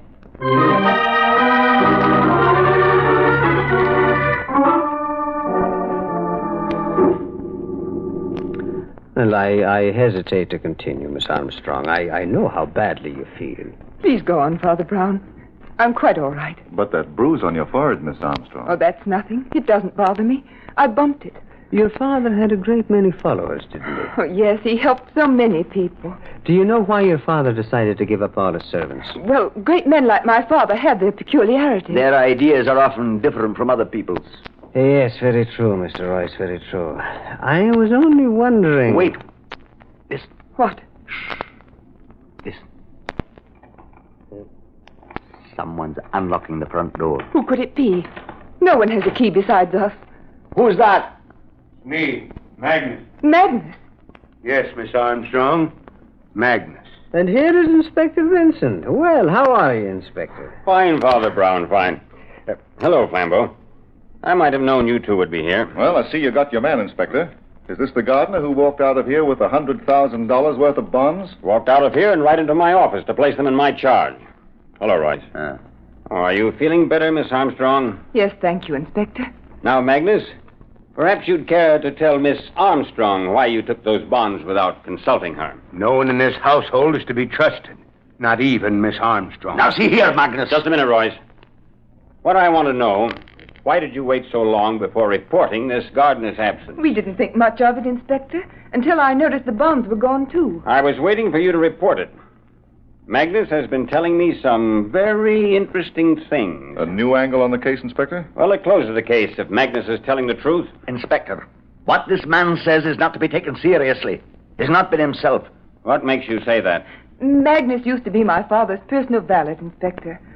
But he was taken off that and put to work in the garden. He's been very upset. He thought it was quite a come-down. Upset, am I? Well, I like that. I wasn't going to tell the inspector about you two being in love, but now Be careful what you say, Magnus. You weren't so careful what you said when I heard you two talking in the garden the other night. Magnus. I've stood enough of this. Take it easy, Royce. Inspector, may I make a suggestion? Just a minute, Father Brown. Magnus, what are you getting at? About 4 nights ago it was. I heard them in the garden. He was begging her to marry him. They didn't know I was close by. No, Robert, we mustn't. But, Alice, you've no life of your own. Let's face your father now. Let's tell him how much we love each other. Oh, but Robert, we must wait. We really ought to. I know how important you are to his work, but what about us? Our life? We can't go on waiting forever. Oh, but Robert, it won't be forever. Oh, darling, you know I love you. You must be sure of that. I am sure, my dearest. Oh, if only I could get my hands on some money. What do you mean, Robert? I'd make you marry me then, Alice. Oh, Robert, I feel guilty even thinking of it. We mustn't, my darling. Not now. So long as he's alive. I'll find some way out of this. Shh. I thought I heard someone. We better not talk here. Come, my dear. Well, that's all I could hear. But I suspected them, what they were up to, and now I know. You know what? That they would be off with the money. Mr. Armstrong's money. The money he had wanted to be used for his work. Inspector, this talk is ridiculous. You don't think... Mr. Royce, do you use an old-fashioned razor? Aye. You didn't use it today. Why? Why, I mislaid. When? I don't know, since I last shaved, I guess. That was yesterday. You can tell by his beard. Magnus brought your razor into the precinct with him with the bonds. I'm holding it as evidence. Why? Because it had a smear of blood on it. Oh, well, I must have cut myself shaving and forgot to wipe it. Oh, Inspector, is this all the evidence you have of Royce's guilt? Who said anything about Royce's guilt? Now, Magnus, tell them what you told me just now in the office. I was sleeping in my room over the garage, and about 4 this morning I heard shots, followed by loud outcries, which seemed to come from the attic. An instant later, I saw Mr. Armstrong's body pitch from the window and roll down the embankment. When I made sure he was dead, I rushed up to the attic and found his daughter unconscious on the floor with a razor in her hand. You mean Miss Armstrong killed her father? It's a lie! Surely, Father Brown, you for one will take Miss Armstrong's word against this gardener's? But is Miss Armstrong's word against him? So far, she has said nothing. Miss Armstrong, can't you speak? Magnus told the truth. There, you see? I'll get you for this. I'll get you. Here now. You'll not say things like that. I will, and I do. Royce, go on, let go. None of that, Royce, or I'll arrest you for assault. No. You'll arrest me for murder. Robert! But, man, you've been Armstrong's best friend. What possessed you? I was drunk. Sure. Didn't I find those empty bottles hidden in the garden, piling up week after week? Sure. I knew what was going on here. Now, Magnus, you've told your story. Let Royce tell his. Maybe he was too drunk to remember. Miss Armstrong did not pick up the razor to attack, but to defend her father from me. In the scuffle, she hit her head against the eaves of the attic. I hurried down to get something to revive her, and it must have been then that Magnus came in and found her. Oh, Robert! All right, Royce. Come along. Wait, Inspector, before you arrest Royce. What is it now, Father Brown? Well, so far we've had opinions and confessions. But we haven't had facts. And we need facts. And where do you think we'll find them? In the attic. In the attic? Yes, Inspector. Perhaps by climbing a few steps nearer heaven, we can come closer to this evil.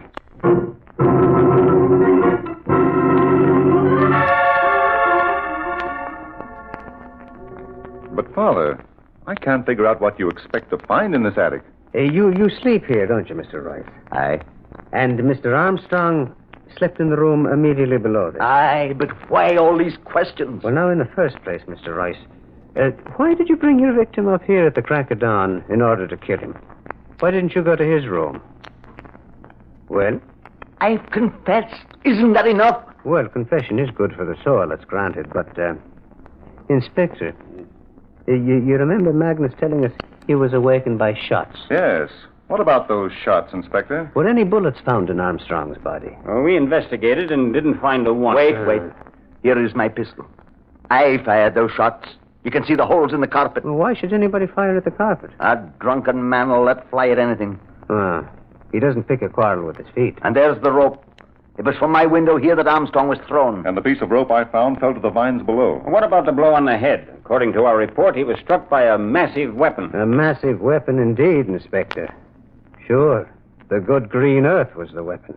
Okay, so the good green earth was the weapon. But look, this room was the beginning of the murder. Even I can see from the disorder.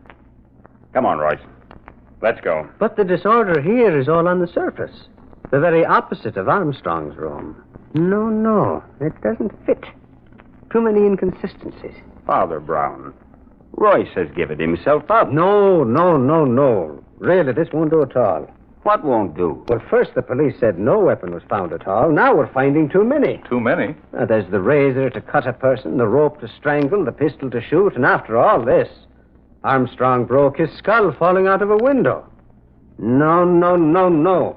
It won't do. It's not economical. Alice, they won't believe me. You tell them. Inspector. Yes, young lady. May I speak to Father Brown alone for a moment? If you must, but be quick. We can't wait around here all night. And now what is it, my child? What is it that you wish to say? You're trying to save Robert, but it's no use. I should have realized before this his case is hopeless. Before he came to us, he was a prisoner of war. He had some shocking experiences. Well, you think that was the reason for his drinking? Yes, he wasn't himself at times. We thought he was getting over it, but... Father, I saw Robert commit the crime myself. I heard the shots. I ran up just in time to see him leap at my father. Where was your father standing? He was clinging to the windowsill in terror. But the rope? Robert tried to strangle him with it. Father fought back, and the rope slipped from his shoulders to his feet, tightening around the leg. Robert was like a maniac. I snatched the razor from the floor and managed to cut the rope before he pushed me against the Miss eaves. Armstrong, what we see with our eyes is sometimes farthest from the truth. Now, you thought that you saw a man about to commit murder. What you actually saw was two men struggling, and then you lost consciousness. But, Father Brown... I want you to go downstairs, my dear. I don't understand. Go on now, please. Do as I say. Very well. Thank you, my dear. Well, Father Brown, I've seen and heard enough to convince me. Unless you know something pretty startling, I'm taking Royce down and booking him. If you don't mind, Inspector, I'd like to talk to Royce a bit before you do. What about, Father? Where's Alice? She's out of earshot, Mr. Royce. So why don't you tell us about it now? Tell you about what? I see. Well, then I'll tell you, Inspector. Those 3 tools of death were not used to kill Armstrong, but to save him. Save him? Father, I don't get this. Save him from what? From himself. At the time old Armstrong died, he was a suicidal maniac. No, Royce, you weren't drinking. No? No, and you were the only one who knew what lurked behind old Armstrong's laughter. No. Yes, you knew that behind that merry mask was the mind of an atheist. No. A man who knew nothing of God. He didn't realize until it was too late that human beings need something to worship greater than themselves. I warned Flambeau not to bring you here, Father. I was afraid it might come to this. Well, man, what harm is there in the truth now? Alice must never know. Why? Why shouldn't she be told that you weren't the enemy her father feared? Shall I name the enemy, Royce? All right, Father Brown. You win. This morning, Armstrong was determined to do away with himself. He knew I kept my service pistol in my dresser. And when he heard me go down to the kitchen early at dawn, he left his room and came up here. And you came in and accidentally surprised him. I got the pistol out of his hand, but in the struggle I had no time to unload, so I fired at the carpet. Then he found my razor and tried to slash himself. I snatched it from him and flung it to the floor. I ran after him with a rope to tie him up. And it was then that the unlucky girl ran in, and misunderstanding the struggle. She tried to cut her father free with a razor. She cut the rope, slashing my knuckle just as I pushed her, and he went crashing into eternity out of that window. But, Father Brown, you spoke of an enemy old man Armstrong feared. I did, yes. You mean the enemy was in this room with him at the same time as Royce? Yes. Who was it? The sin. The very thing Armstrong was so vehement against. You mean alcohol? It was his worst enemy. The moment I saw the ginger in one of the bureau drawers downstairs, I suspected it was the futile effort of a man who was trying to give up drinking. Isn't that right, Royce? Yes, Father Brown. Armstrong was living a lie, and it preyed on his mind. And he feared his public might find him out. Aye. The more despondent he got, the darker visions he had of failing his followers. The people who looked to him for guidance. So fearful was he of anyone prying into his secret that he hid from his friends and got rid of all his servants. And you were the only one he could confide in. Aye. He didn't understand your loyalty, did he? No, but it was for her sake, you see. And so you kept the knowledge of his spells to yourself, letting his daughter believe it was you, the result of the war. Aye. Well, Royce, I can't imagine why you didn't speak up before. Don't you see? It was because she must never know. Never know what? Why, that she killed her own father. I see. By trying to free him. My son, I think she should know. After all, it was only an accident. And accidents, no matter how tragic, do not poison life like sins. I think you should both be happier now. Surely, 2 private lives are worth more than the public reputation of Aaron Armstrong.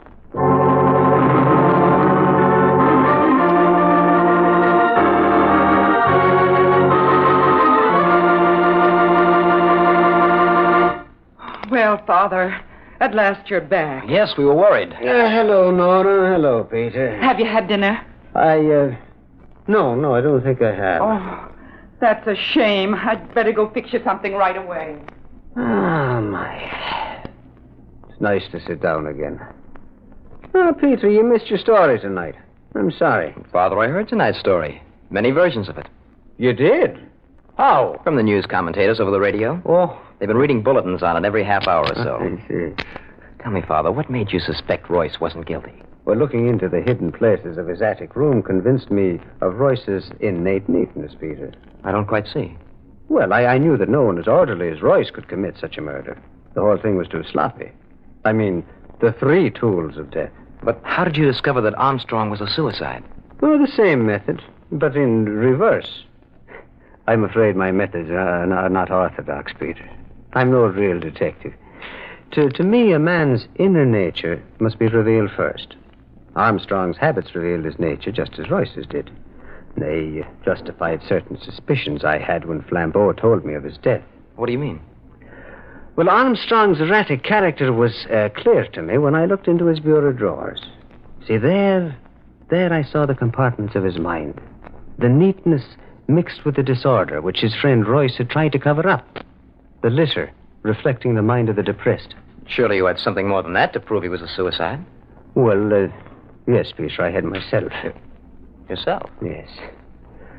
I dare say that I would feel as Armstrong did if I had ever preached an easy road to happiness and then had slipped into a ditch by the side of the road. Yes, Father, I see. Yes. Well, now, good night, Father Peter. Good night, Father Brown.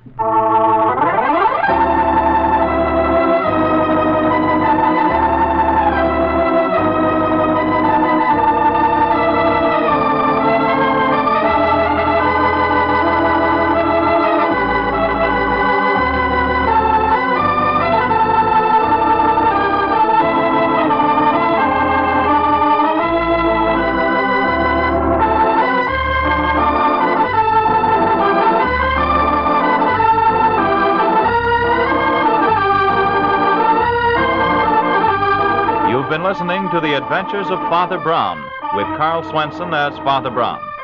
Father Brown's adventure tonight was called The Three Tools of Death. The character of Father Brown was created by G.K. Chesterton in the detective novels called The Adventures of Father Brown.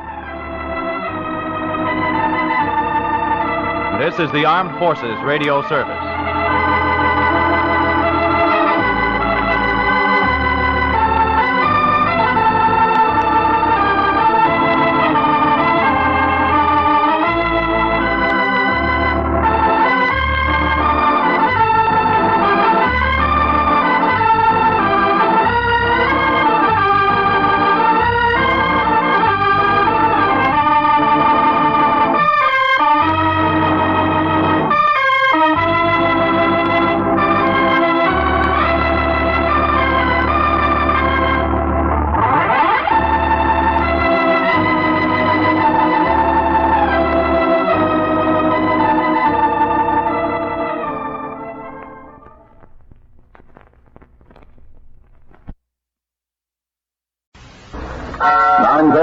WJSD, Washington.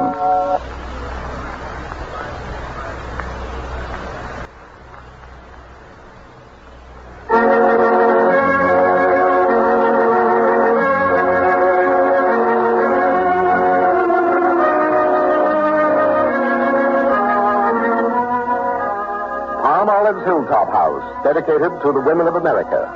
The story of a woman who must choose between love and the career of raising other women's children. Presented by Palmolive, the beauty soap made with gentle olive oil, and starring Bess Johnson. Tell me, are you always beautifully fresh, immaculately dainty when your husband comes home for dinner? I hope you are. Remember, your husband works hard all day. He's tired and exhausted when he reaches home. Then, if he finds you looking sweet and fresh and dainty, it makes home seem like heaven. But if you're careless, if you let perspiration spoil your attractiveness, you can't expect him to feel quite the same way about home. So be a wise wife. Tonight and every night, take just a few minutes for a Palmolive beauty bath. Just draw your warm water, slip off your clothes, step into that tub and relax. Let the fresh water and Palmolive's rich, creamy lather touch and soothe every part of your body. Then cleanse your skin very thoroughly with Palmolive. A quick rinse, step out, pat yourself dry, then just see how fresh and clean you are. How soft and smooth and lovely all your skin looks. For you see, Palmolive helps your skin look lovelier because Palmolive is a true beauty soap. It gets its lovely, fresh green color because it's made with olive and palm oils, nature's finest beauty aids.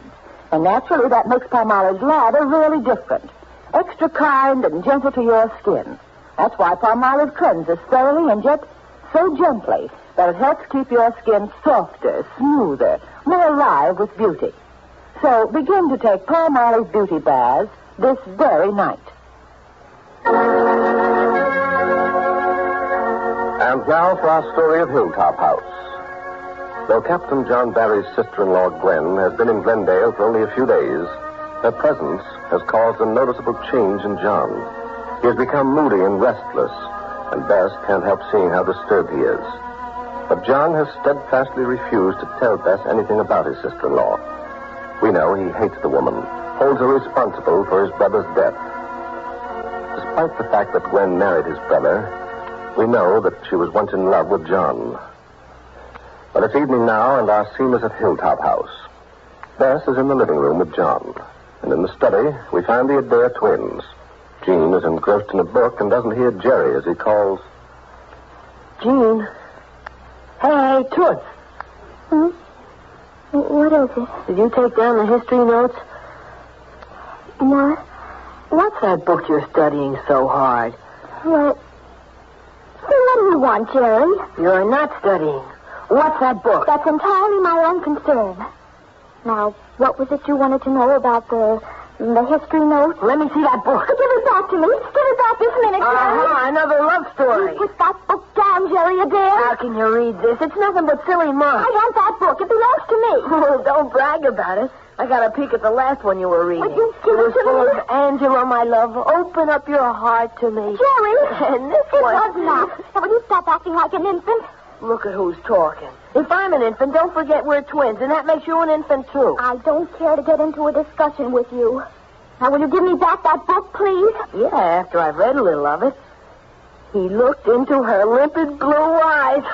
Woo! Jerry, if you don't give me that book this very minute, I'll tell Miss Beth. That's what I'll do. Oh, no, you won't. You wouldn't dare tell Miss Beth you were reading this kind of junk. You'll be sorry, Jerry, dear. I'll never forgive you for doing this to me. I'll never help you with your French again. Well, I don't care what you're doing.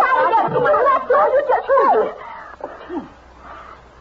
What's going on in here? Miss Beth, will you please make Jerry give me back my book? He snatched it right out of my hand. It's one of those mushy love stories. I don't care what kind of a book it is. It's Jean's, and you have no right to snatch it from her. Now give it back, please. All right. You were teasing Jean because she was reading a love story? Well, she's always reading them. I am not. Come here, Jerry. Yes? Jerry, I've always found that people ridicule things they don't understand. And from time to time, I've heard you poking fun at the mere mention of the word love. I know it's because you're a little too young to understand it. But Jean's the same age as me. Girls are a lot older for their age than boys. Well, Jean, you might say girls are a little more emotionally mature than boys at the same age. But great golly, Miss Beth, does Jean have to read these silly love stories? They're not silly. This is just a romantic novel. It's Graustark. I read that a long time ago and enjoyed it. You didn't, Miss Beth. Sure I did.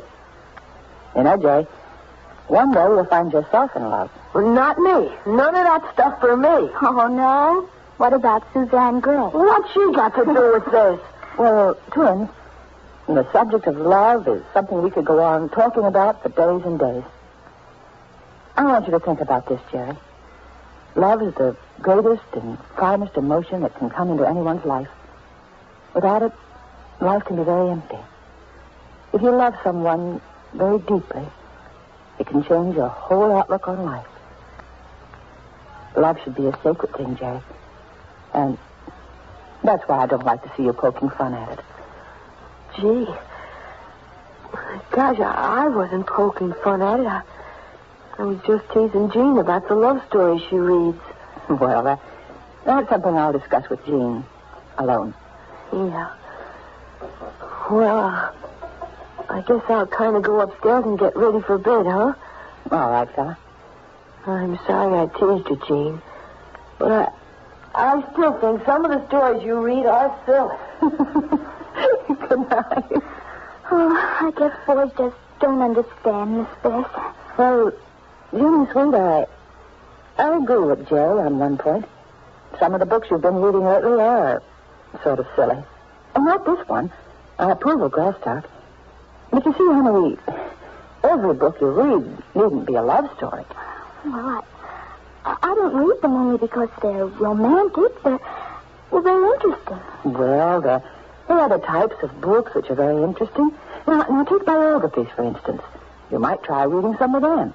You'll find they have a lot of substance because, you know the people in them are real, alive. And you know their love stories really happened. Uh-huh. I'll be glad to help you select some of your books. All right, Miss Beth. It's a good idea to train your tastes in reading, Jeannie, so So it'll help develop your character instead of just letting the books you read entertain you. I see what you mean. Darling, don't look so serious, honey. Certainly I want you to read some books for entertainment and relaxation. But I also want you to read some of the other kind, too. Sort of, mix them up. You know what I mean. Mm-hmm. Now, isn't it about time for you to go to bed? I guess so. I'm sorry Jerry and I disturbed you and Captain John. Oh, it's perfectly all right. I'll explain. Good night. Good night, dear. Still here, Bess. I'm sorry I had to be away so long, John. Oh, that's all right. Peace in the family again? Mm-hmm. Jerry was teasing Jean about reading love stories. Oh. Well, if I recall rightly, I used to tease a pretty young aunt of mine about the same thing years and years ago. I don't believe you. What's that? I don't believe that it was years and years and years ago. Oh, Bess, while you were out, I just happened to remember. There's one thing in particular I want to speak about. What is it, darling? Gwen came to see me this afternoon. She wants to bring her son to Glendale to live with me. She has a son? Yes. Roy's about 11 years old. I don't know him at all. After my brother died, I left America, and I was away for a long time. But when I did return, I tried to see the boy. Gwen wouldn't permit it. She thought I'd try and get him away from her. Oh. Well, I'm naturally interested in the boy. After all, he is my nephew. But I've heard from his teachers that he's very pampered and spoiled, quite a snob. I'm disturbed about him, Beth. His mother spoiled him? Yes. She neglected Roy till he was 5.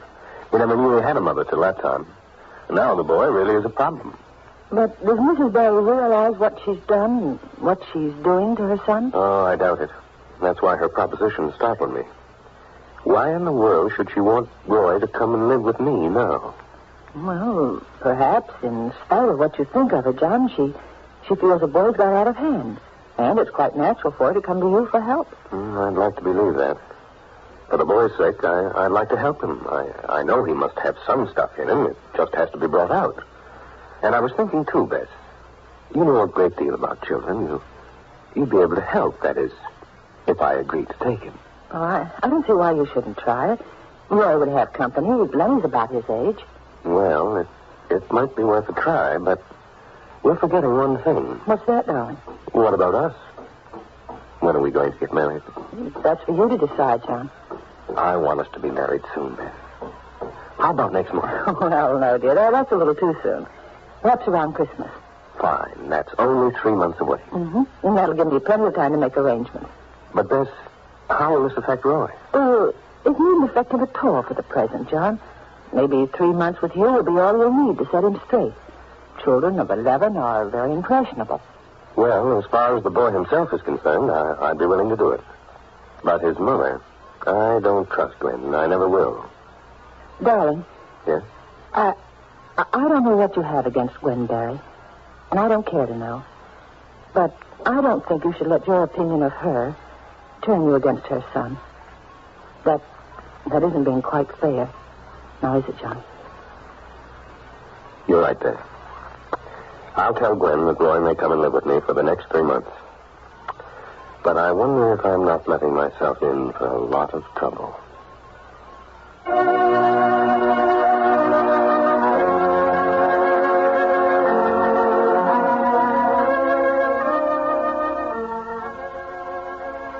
Was John wise to accept Bess's sincere and well-meant advice?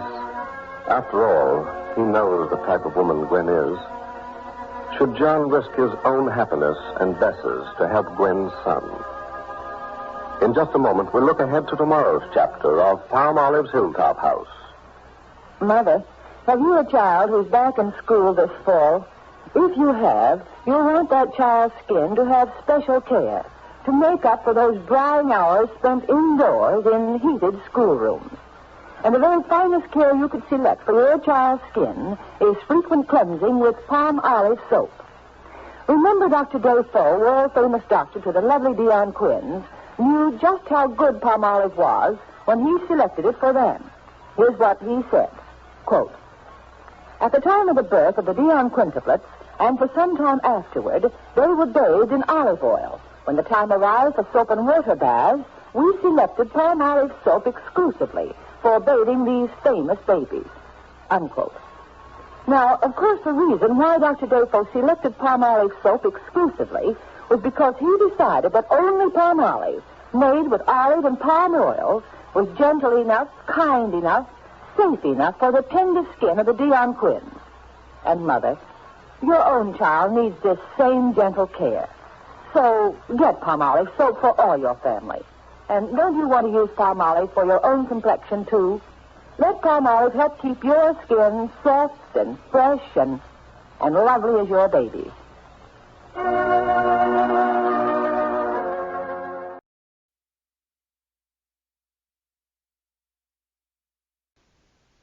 Ladies and gentlemen, the secret word tonight is shoe. S-H-O-E. Really? You bet your life.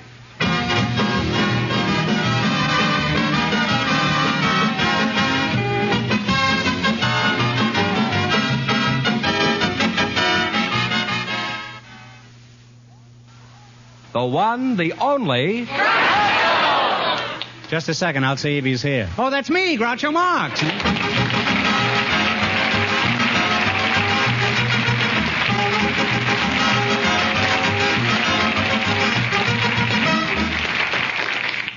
Thank you. Well, here I am again with $3,000 for one of our couples tonight. George Fenneman, who's first to try and take it away from me? We invited some expectant fathers and some baby nurses to the show tonight. You did? Just before we went on the air, the audience selected Mr. Frank Sullivan and Miss Margaret Lindsay. Folks, meet Groucho Marx. Welcome. And if you say the secret word at any time we're talking, I'll pay $100 in cash instantly. It's a common word, something you always have with you. A baby nurse and an expectant father, eh? Miss Lindsay, I presume you're the nurse? I am.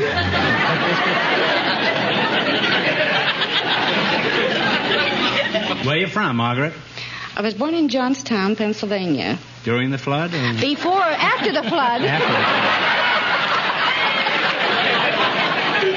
Well, a lot of water's gone over the dam since then. If you pardon the expression. How long have you been a baby? Nice. I mean, how long have you been a nurse, baby? About 18 or 20 years. Mm-hmm. How many babies have you had, Margaret? Oh, hundreds of them. About 300 a year. How long have you been married? About 40 years? I'm not married. I trust that's the proper explanation for that. You've taken care of 300-400 babies? Yes. Mm-hmm. Mr. Frank Sullivan, huh? Yes. You're an expectant father, huh? That's right. What are you expecting? A baby. I didn't think you were expecting a kangaroo, Frank. I mean, are you expecting a boy or a girl? A boy. A boy, huh? How do you know it'll be a boy? Friends in Washington? Sooner or later, it'll be a boy. When is this boy going to arrive, Frank? Any minute. Well, what are you doing here? Why aren't you over at the hospital making life miserable for everybody down there? The doctor told me to get out of there and stop cluttering the place up. So I asked him if I could come over here and make some money to pay for the baby. Fine baby. He's not even born yet. Already he's putting the bee on the old man for money. Now, Miss Lindsay, as a baby nurse, just what do you do? Well, we take the baby and the mother home and get the formula from the doctor, go home and see that the mother and the baby are taken care of, and Who cook takes them. care of the father? Well, if necessary, I would. You give him his bottle, you mean? Yes. Mm-hmm. Tell me, how long do you take care of the mother and the infant? Oh, anywhere from 2 weeks to a month, according to Papa's pocketbook. Mm-hmm. That's a very mercenary attitude, isn't it? Then what do you do? Go on to another case. Well, I guess a job like that calls for a lot of changes, huh, Margaret? Yes, it does. Mm-hmm. When are you expecting your next baby, Margaret? Monday. Is that so? Congratulations, huh? You're much calmer than the expectant father over here. What kind of work do you do, Mr. Sullivan? I drive a cab and I sell physiotherapy equipment. In the cab? It all depends. If the doctor gets in the cab and I get a chance to sell it to him, I will. But I drive the cab first, and then I sell physiotherapy equipment in the afternoon. Have you had any news yet about the kid? No. Well, stick around. Gabriel Heat will be on soon. How long have you been married, Frank? A little over a year. How'd you meet your wife? I met her at Big Bear when I was on leave from the Air Forces. I went to a dance up there. Oh, were you a pilot? Yes. She had a ribbon on. She was a beautiful girl. Just a ribbon? No shoes or anything? She had shoes and everything on.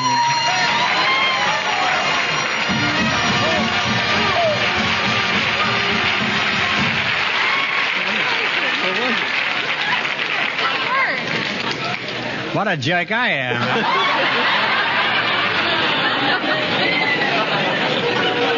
I had to throw you in the shoes there. Oh, no, that's me this time. I don't get a nickel, huh? Well, you just made yourself $100, Pop. Congratulations. Now, where were we when you threw that shoe at me? So, what happened? Well, I asked her to dance, and we danced, and then I called her up when I got home. Isn't it difficult in her bare feet? How did you meet your husband, Margaret? I haven't any husband. Well, are you married? No. Well, that explains it, I guess. Well, why aren't you married, Margaret? You're an attractive girl. Being around babies so much, it seems to me you'd want to get married. Well, it's this way. All the men I meet are husbands and fathers and... Well, in your job, you just can't get away from the eternal triangles, That's right. By the way, they're not triangles anymore. They're not triangles? They're squares. They're squares. Are you referring to the husbands or the diapers? Huh? And all these years, for the past 50 or 100 years, they've been using triangles. Huh? Bet some kid figured this out. I bet they did, too. At a square dance, I'll bet. Huh? Now, Francis, let's see how much you know about babies. For example, should you pick him up when he cries? If you pick him up, he'll shut up. Who wouldn't, huh? That'd spoil him, I suppose, huh, if you picked him up? Huh? Well, they say so, but I've been reading books, and it says it doesn't spoil them. Clara Barton, how do you feel about picking up crying babies? Well, I think it should be done because you never can tell what's the matter if they have a pin sticking them or gas on the stomach or, etc. Well, the etc. is probably the reason he's crying in the first place.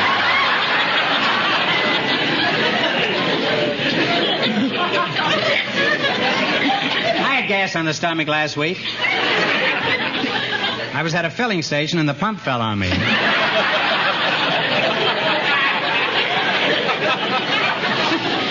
Miss Lindsay, are you married yet?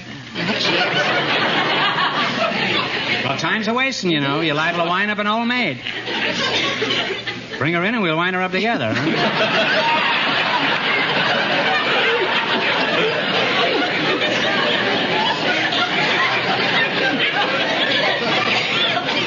Well, you've been an interesting couple, and I hope you'll both be very happy. Now, in just 1 minute, you'll get a chance to earn $3,000. Right now, listen to this. All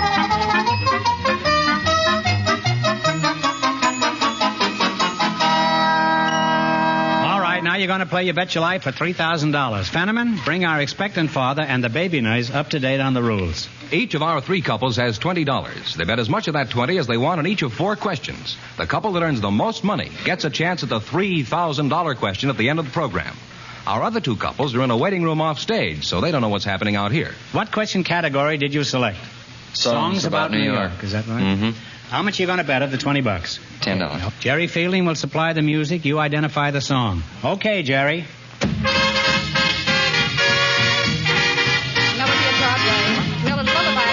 Lullaby of Broadway is right. And they're on their way. They have $30. All right, you're going for $3,000 tonight. Remember, that's the big prize now. How much of your $30 you going to try? 15. Talk right up now. Talk 15. right up. Oh, 15. I'd rather have 20, but... Come to some decision between. 20. Huh? 20. Has the kid come yet? No, not yet. All right, $20. What's the title of this New York song? 42nd Street. 42nd Street. They're really climbing. They have $50 now. Why, you're climbing your way up. Here's your third question. You have $50. How much you going to try? 40. $40, huh? Play, Jerry. Give my regards to Broadway. Broadway. Now they're up to $90, Groucho.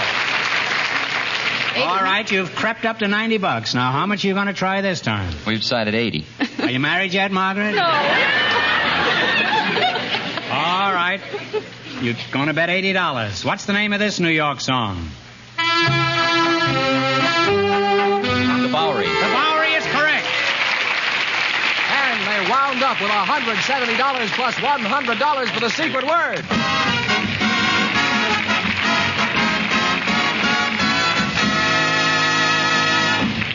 Thanks and good luck. Stick around now. You're still in the running for the big question. Groucho, our next couple has been in a waiting room off stage, so they don't know the secret word is shoe. Perhaps they'll say it. Just before we went on the air, our studio audience selected a fix-it man and a housewife. And here they are, Mr. Fred Smith and Mrs. Helen Blair meet Groucho Marx. Folks, we're happy to have you here. And if you say the secret word at any time we're talking, we'll pay you $100 immediately. It's a common word, something you always have with you. Let's see, a fix-it man and a housewife. Mrs. Helen Blair? That's right. How large a family do you have? I have one child. One child, huh? And what does your husband do for a living? He's a fuller brush man. Front door or back, huh? I think he'd take either. Mr. Fred Smith, you're the fix-it man, huh? That's right. Mm-hmm. Well, just stand there and fix it. I'll be back to you in a moment. Mrs. Blair, how did you meet your husband? Well, I was living on a farm. I was the farmer's daughter. And we had been missing our chickens. So this evening we had our light on. What do you mean you'd been missing them? You were lonely for them? No, they'd been disappearing. Oh. And, well, that's quite a difference. We heard this terrible racket in the chicken house, and just as I got to the door of the chicken house, a skunk came out. And that was your future husband? No. I saw this skunk, and I yelled, "Get that skunk!"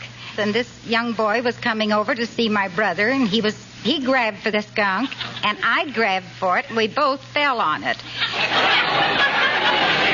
We smelled to the high heavens. Yes. We went back in the house and tried to figure out what to do. But finally, we decided that we should start going out together because nobody else would go with us.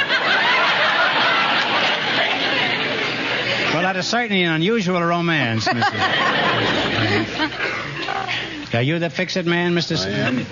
Now, just what do you fix as a fix-it man, Mr. Smith? Well, I fix lawnmowers, knives, shears, and electric appliances, and what have you. Are you married? Yes and no.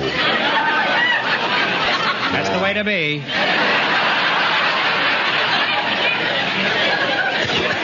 What do you mean, yes or no? What kind of an answer is that from you? However, I'm going to marry the same woman that I was married to. Didn't it take the first time? Why are you remarrying the same girl of your dreams? Well, I think it's the proper thing to do. How old are you, Mr. Smith? 71. Gee, you don't look it. You look about 58. Oh, no. Yeah, oh, yeah. Not many fellas get married at 71. No, they have better sense at that. How did you meet your wife, Mr. Smith? We were kids together. Well, that's possible, but how'd you meet her, huh? How'd I meet her? At school. In school. First time my wife saw me, I was on the cover of Time magazine. She made me get off. It was her magazine.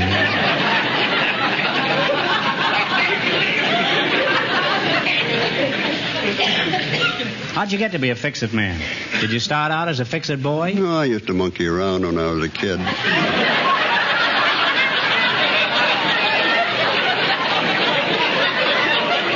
So did I, but all that got me was trouble, huh?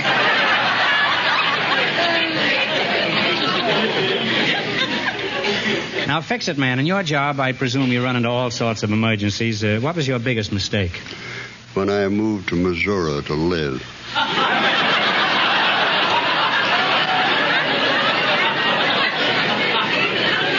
You'll get a letter from Kansas City in the morning. Now, Mrs. Blair, when something starts falling apart at the seams around your house, how do you get it repaired? Oh, my husband... Your husband is falling apart at the seams? No, he even fixed my... Tonight he had to fix my shoe before I...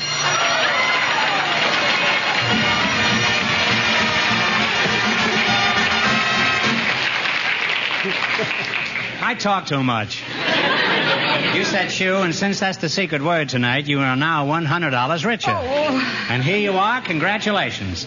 Now, don't bother dropping the other shoe. Only the first one counts. Thank you. Now, let's play You Bet Your Life, the Elgin American game, for $3,000. Run your $20 into more than the other couples, and you get the chance at the big question later. Fenneman's off stage to remind our listeners how much the first couple won. Go ahead, George. The baby nurse and the expectant father won $170. Here we go. Let's see how high I can build you $20. What question category did you select? Name the cloth. Now, here's your first question. You have $20. How much will you try? 15. Now, what kind of material is calico made of? Cotton. Cotton is correct. Off to a good start. They have $35. Well, you've got a flying start. Remember, you're going for $3,000 tonight. How much of your $35 will you try? 30. What kind of material is file? F-A-I-L-L-E. It's a silk, and I believe it's made of Silk is right. You said it, and you win the money. They're climbing. They have $65. Now you've got $65, and here's your third question. How much of the 65 you're going to bet? 60. What kind of material is cretonne made of? Cretonne. Oh, cotton? That's right.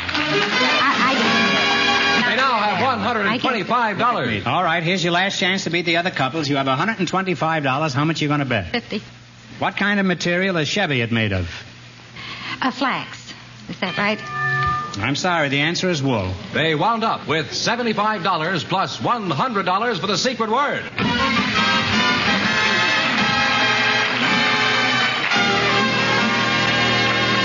Now, in just 1 minute, our last couple will play You Bet Your Life, and then we'll know who gets the $3,000 question. Right now, I want you to pay attention to this.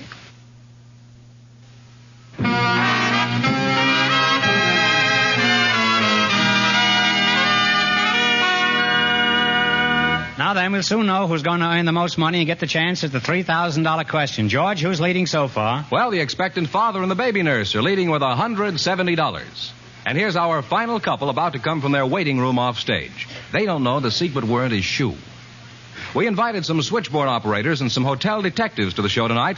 And just before we went on the air, our studio audience selected operator Matty Weldy and Detective Bob Lowe. And here they are. Folks, meet Groucho Marx. Welcome. If you say the secret word at any time we're talking, I'll pay $100 in cash instantly. It's a common word, something you always have with you. Miss Matty Weldy, is that right? That's right.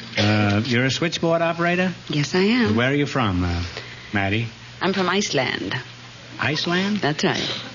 Looks pretty hot to be from Iceland. Don't be too short.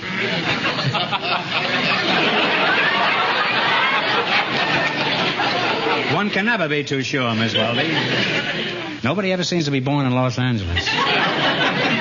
I guess on account of the smog, the stork can't find the chimney. Why do you do your telephone operating? I do my telephone operating the Daily News. Have you ever had your lines tapped?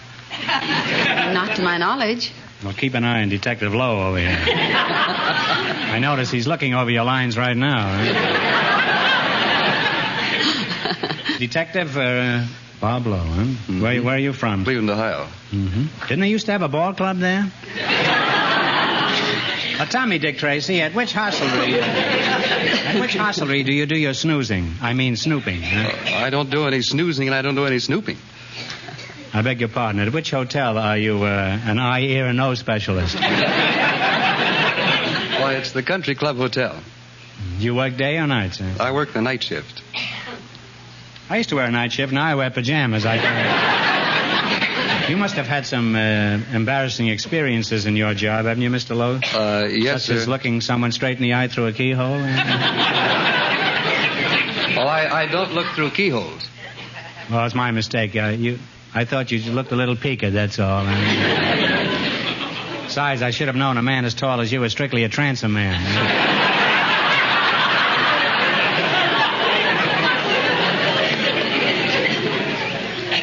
Now tell me, Gimlet Eye, do the guests at your hotel ever steal things like towels, linen, rugs, and mattresses? Oh, occasionally they take a towel or two, yeah. Mm-hmm. What do your towels at home say? They say his and hers. His and hers, huh? I can just picture you at home, huh? Your wife throws the his and her towels in the Bendix washer, and there you are peeking through the little window, watching his chasing hers through the hot soap sauce.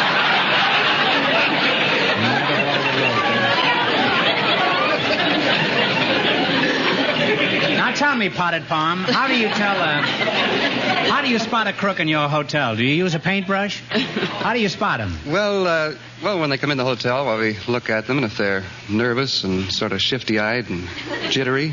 That's me, Groucho Marx. Well, how else can you spot a crook? Say, for example, I was walking through your lobby, and you think there's a chance my suitcase might be filled with silverware. How would you handle it? Go ahead. Well, I'd walk up to you and ask you, can I help you, sir? I'd say, yeah, hold this stuff while I go back and get the twin beds.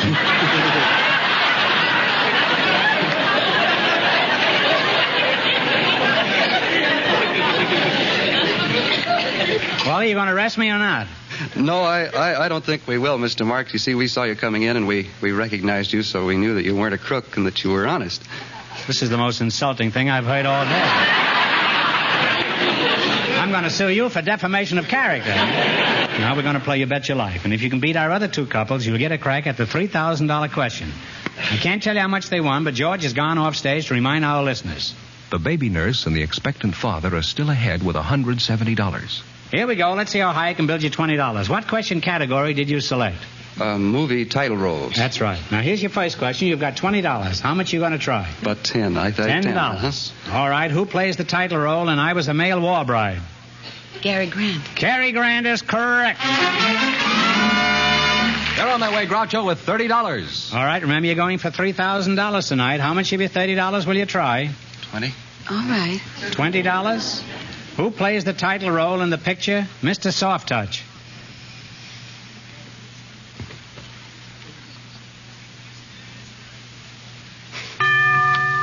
The bell is tolled. Well, anyhow, it was Glenn Ford. Now they have $10. You have $10 left. How much are you going to bet now? Better bet the 5. Yes. You're going to bet 5. Well, who played the title role in The Champion? Kirk Douglas. Kirk Douglas is right. They're on their way again. They have $15. All right, now you have $15. Here's your last chance to beat the other couples. How much will you bet? How much of the 15? All. All? Okay. Who plays the title role in The Fighting Kentuckian? John Wayne. John Wayne is right. And they wind up with a grand total of $30. And that means the expectant father and the baby nurse with $170 get the chance at the $3,000 question.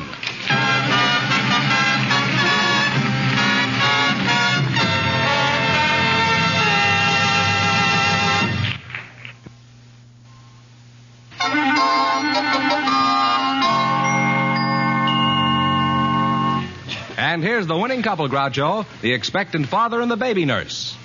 Well, back again to try for $3,000, eh? Good luck. I'll give you 15 seconds to decide on a single answer between you, so talk it over thoroughly. And no help from the audience, please. Put on your thinking caps. Remember your history. George Washington was the first general to become president. Who was the second general to become president? He was a general in the Second War the United States had with England.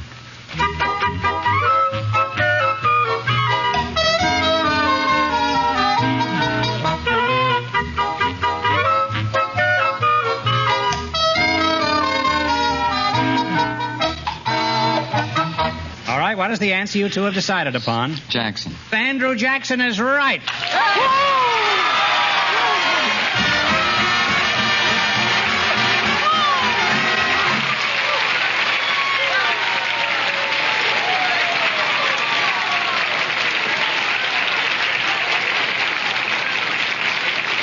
Come on, kid.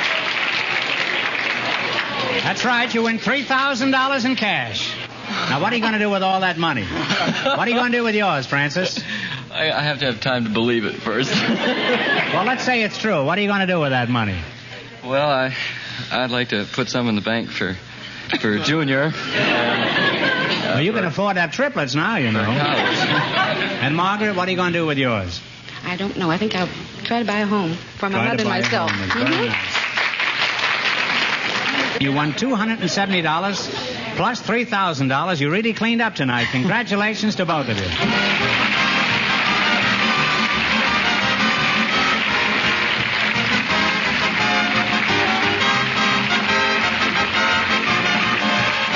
You Bet Your Life is a John Goodell production, transcribed from Hollywood, directed by Bob Dwan and Bernie Smith. Music by Jerry Fielding.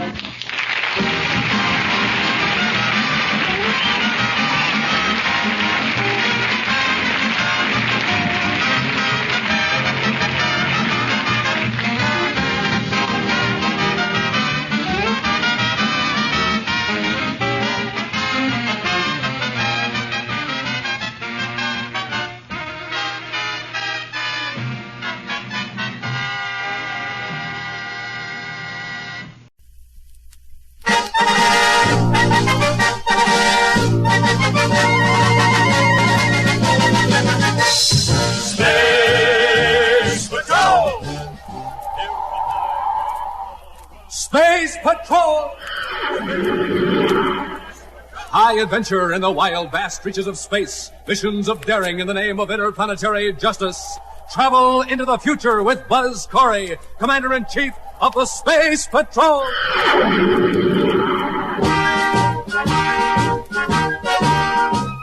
The Space Patrol, relentless foe of those who menace the freedom of the space lanes.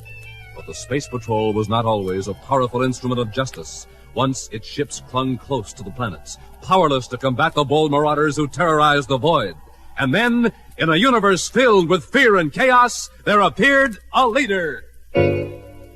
This is the story of a man whose vision and courage extended to the stars. The story of how Buzz Corey became Commander-in-Chief of the Space Patrol.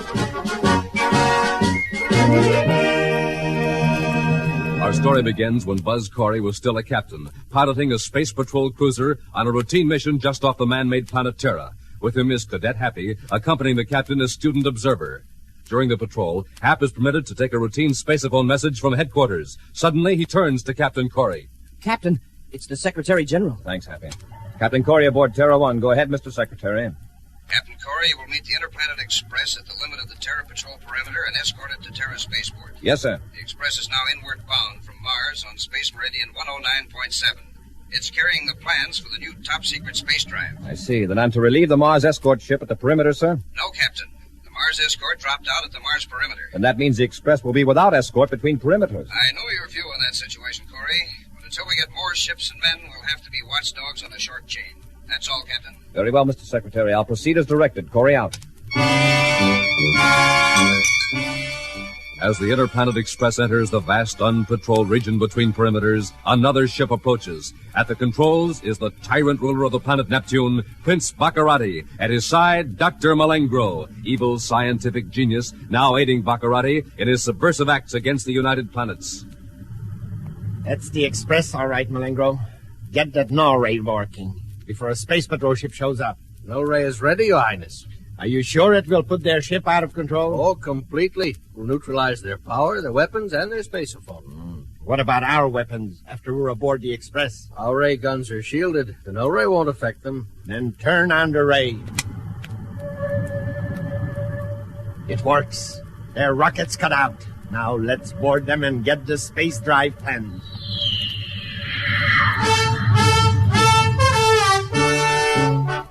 When Buzz and Happy finally sight the Interplanet Express, it's a silent, powerless hulk, drifting in space.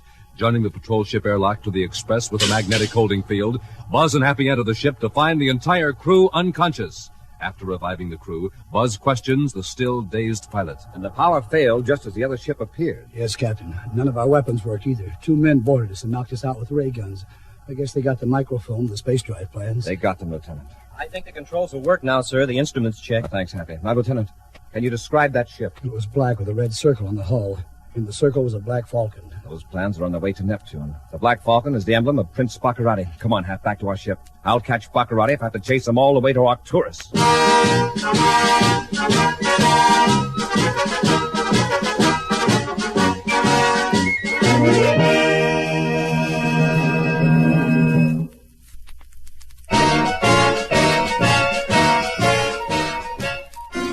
With all rockets blasting, Buzz and Abby head toward Neptune, across the Mars orbit, through the asteroid belt, out past Jupiter. And now the ring planet Saturn is framed in their starboard viewport.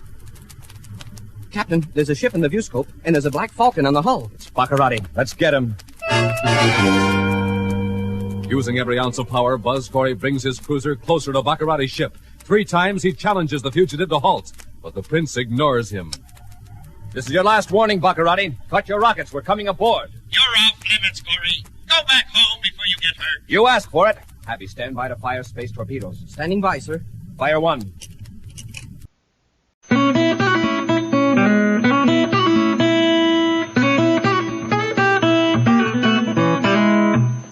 Good evening and welcome to Sunday Showcase. I'm Damiano Pietropaolo. Tonight, we conclude our dramatization of Mark Twain's Adventures of Huckleberry Finn, a co-production with BBC's Radio 4. Huck and Jim are joined on their raft by 2 unwanted but colorful con men, the Duke and the King. Willing to do anything for money, the guests make Jim, a runaway slave, very uneasy, and he begins to make plans to escape to the territories. Here now is the 3rd and final episode of Adventures of Huckleberry Finn, starring Martin Roach and Christopher Jacot, with James Key as the Duke and Dennis O'Connor as the King.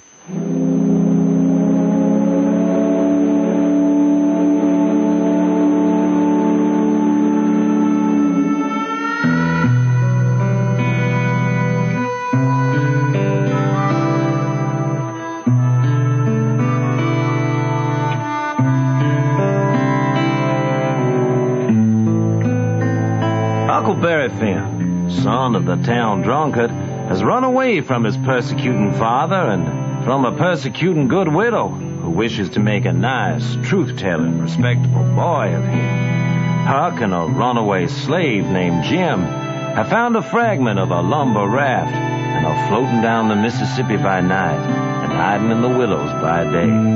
Bound for Cairo, whence Jim will seek freedom in the heart of the Free States. But in a fog, they pass Cairo without knowing it and find themselves in slave-owning territory. One morning, Huck rescues 2 men who are being chased out of a village and brings them to safety in a cottonwood grove. Breakfast will be ready in no time, gentlemen. Why is that raft of yours all covered up? We don't want anyone stealing it. Well, why aren't you on the river? Oh, you know, we like to kind of rest during the daytime. That Jim friend of yours? She a runaway nigger? Goodness sakes. Would a runaway nigger run south? I suppose not. A slave heading south, that's a good one. You see, my folks was living in Pike County in Missouri. They all died off but me and Pa and my brother Ike. Pa, he allowed that he'd break up and go down and live with Uncle Ben, who's got a little 1-horse place on the river 44 miles below Orleans. Pa had some debts, so when he squared up, there weren't nothing left but $16 and our nigger Jim. Well, Pa had a streak of luck one day. He catched this piece of raft, but a steamboat run over the forward corner of the raft one night, and we all went overboard and dove under the wheel. You don't say. I do say. Jim and me come up all right, but Pa was drunk, and Ike was only 4 years old, so they never come up no more. Well, for the next day or 2, we had considerable trouble, because people was always coming out in skiffs and trying to take Jim away from me, saying they believed he was a runaway nigger. We don't run daytimes no more now. Nights they don't bother us. Well, I'm sure I can cipher out a way so as we can run in the daytime. You leave it with me. Yeah, well, we don't want to be passing by that town yonder in daylight now, do we? It mightn't be healthy. During breakfast, we all laid off and talked, and the first thing that came out was that these chaps didn't know each other. Now, what got you into trouble? Well, I've been selling an article to take the tartar off the teeth, and it does take it off, too, and generally the enamel along with it.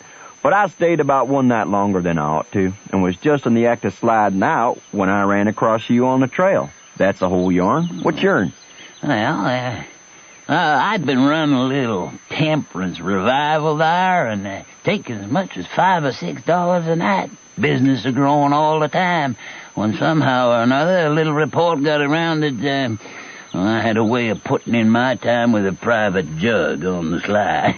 Well, who can blame you? Temperance is thirsty work. Yeah, and they rousted me out this morning and told me the people was gathering on the quiet with their dogs and horses, and if they got me, they'd tar and feather me and ride me on a rail, sure. I didn't wait for no breakfast. I wasn't hungry. Oh, man, I reckon we might double team it together. What do you think? Well, I ain't undisposed. What's your line, mainly? Oh, journeyman printer by trade, do a little in patent medicines, theater actor, tragedy, you know. Take a turn at mesmerism and phrenology when there's a chance. Sling a lecture sometimes. Oh, I do lots of things. Most anything that comes handy, so it ain't work. What's your lay? Well, I've done considerable in the doctoring way in my time. Laying on of hands is my best specialty. For cancer and paralysis and such things. And I can tell a fortune pretty good when I got somebody along to find out the facts for me. Preaching's my line, too, and working camp meetings and missionarying around. Oh, alas. What are you laughing about? Oh, you would not believe me. The world never believes. Let it pass. 'Tis no matter. The secret of my birth. The secret of your birth? You mean to say? Gentlemen, I will reveal it to you, for I feel I may have confidence in you. By rights, I am a duke. Did he say he was a duke, Huck? That's what he said, Jim. No, you can't mean it. Yes, I am the lineal Duke of Bridgewater. And here am I, utterly forlorn. Now then, there's no need to be sad about it. Not whilst the sun is shining. No, it's no use, gentlemen. I am inconsolable. Mind you, if you could find your way to acknowledging my dukehood, that might do me some good. Anything to oblige. How do we do it? Well, you ought to bow and say, Your Grace, or My Lord, or Your Lordship. And at dinner, one of you should wait on me, you know, and see that my every whim is satisfied. All through dinner, Jim stood around and waited on him and says, Will your grace have some of this or some of that? And a body could see it was mighty pleasing to him. But the old man didn't look comfortable over all that petting that was going on around that duke. Look here, Bilgewater. I'm nation sorry for you, but you ain't the only person that's had troubles. No? No, you ain't. You ain't the only person that's been snaked down wrongfully out in a high place. Alas!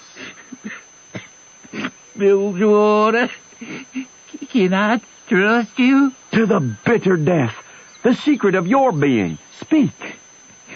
Bilgewater, I am the late Dolphin. Huck, did he just say... You are what? Yes, my friend.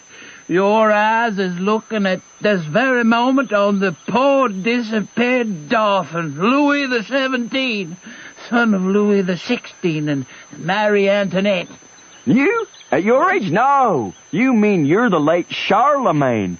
You must be 600 or 700 years old at the least. Trouble has done it, Bilgewater. Trouble has brung these gray hairs and this premature balditude. Yes, gentlemen, you see before you in blue jeans and misery the wandering, exiled, trampled on and suffering rightful king of France. Didn't take me long to make up my mind that these liars weren't no kings nor dukes, but just low-down humbugs and frauds. But I never let on. If I never learned nothing else out of Pap, I learned that the best way to get along with his kind of people is to let them have their own way.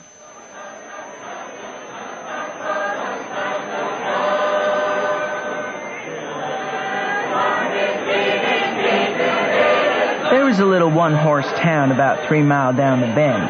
The Duke said what he was after was a printing office. We found it, a dirty, littered-up place over a carpenter's shop. The carpenters and printers had all gone to a camp meeting, and no doors locked. The Duke said he was all right now, So me and the king lit out for the camp meeting.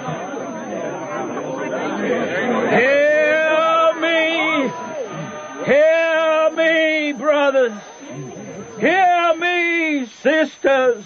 I am the miserablest sinner that ever sailed the seven seas. I am a pirate. I've been a pirate these 30 years out in the Indian Ocean. Oh, I was robbed last night, robbed and put ashore off a steamboat without a cent. And I am glad of it. It was the blessedest thing that ever happened to me because I am a changed man.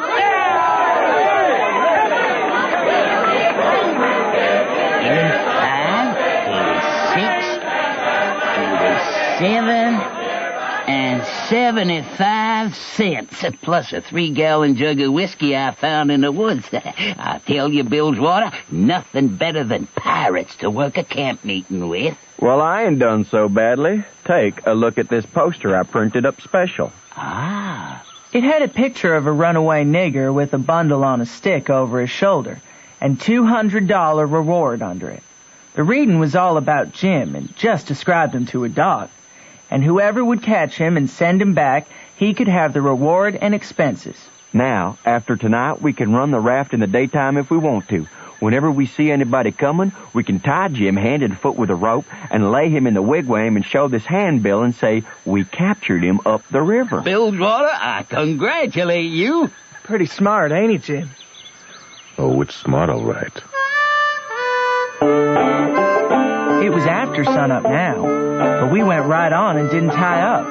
After breakfast, the Duke went down into his carpet bag and fetched up a lot of little printed bills. The world-renowned Shakespearean tragedian Garrick the Younger of Drury Lane, London. That's me. You don't say. Have you ever trod the boards, Royalty? No, but I'm in up to the hub for anything that'll pay Bilgewater. But you see, I don't know nothing about play acting. Well, I was too small when Pap used to have 'em at the palace. You reckon you can learn me? Well, next they got out a couple of long swords that the Duke made out of oak laths and begun to practice the sword fight. The Duke called himself Richard III, and the way he pranced around the raft was grand to see. A hit! A palpable hit! Tell you what, Royalty, the Richard III is good. Yoke it with Romeo and we'll have a first-class show. But we need a little something to answer the encores with. What's encores, Bilgewater? Well, it's when the audience don't let you leave the stage without you give them something else. I'll do the Highland Fling, and you, well, let me see. You can do Hamlet's soliloquy. Hamlet's which? Hamlet's soliloquy. Oh, it's sublime. Sublime! Always fetches the house. I reckon I can piece it from memory. To be or not to be, that is the bare bodkin that makes calamity of so long life. For who would fardels bear till Burnham Wood do come to Dunsinane, but that the fear of something after death murders the innocent sleep, great nature's second course, and makes us rather sling the arrows of outrageous fortune than to fly to others we know not of. There's the respect must give us pause. Wake, Duncan, with thy knocking! I would thou couldst.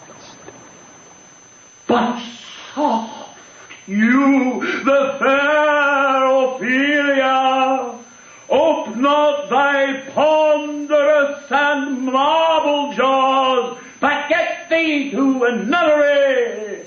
Go! That night we had our show, but there weren't only about 12 people there, just enough to pay expenses. And they laughed all the time. Everyone left anyway before the show was over, but one boy which was asleep. After we tipped him out, the Duke was blazing mad. Well, what do you expect? These Arkansas lunkheads can't come up to Shakespeare. Low comedy, Bilgewater. That's more their style. Oh, I can size their style all right. Look at this new handbill.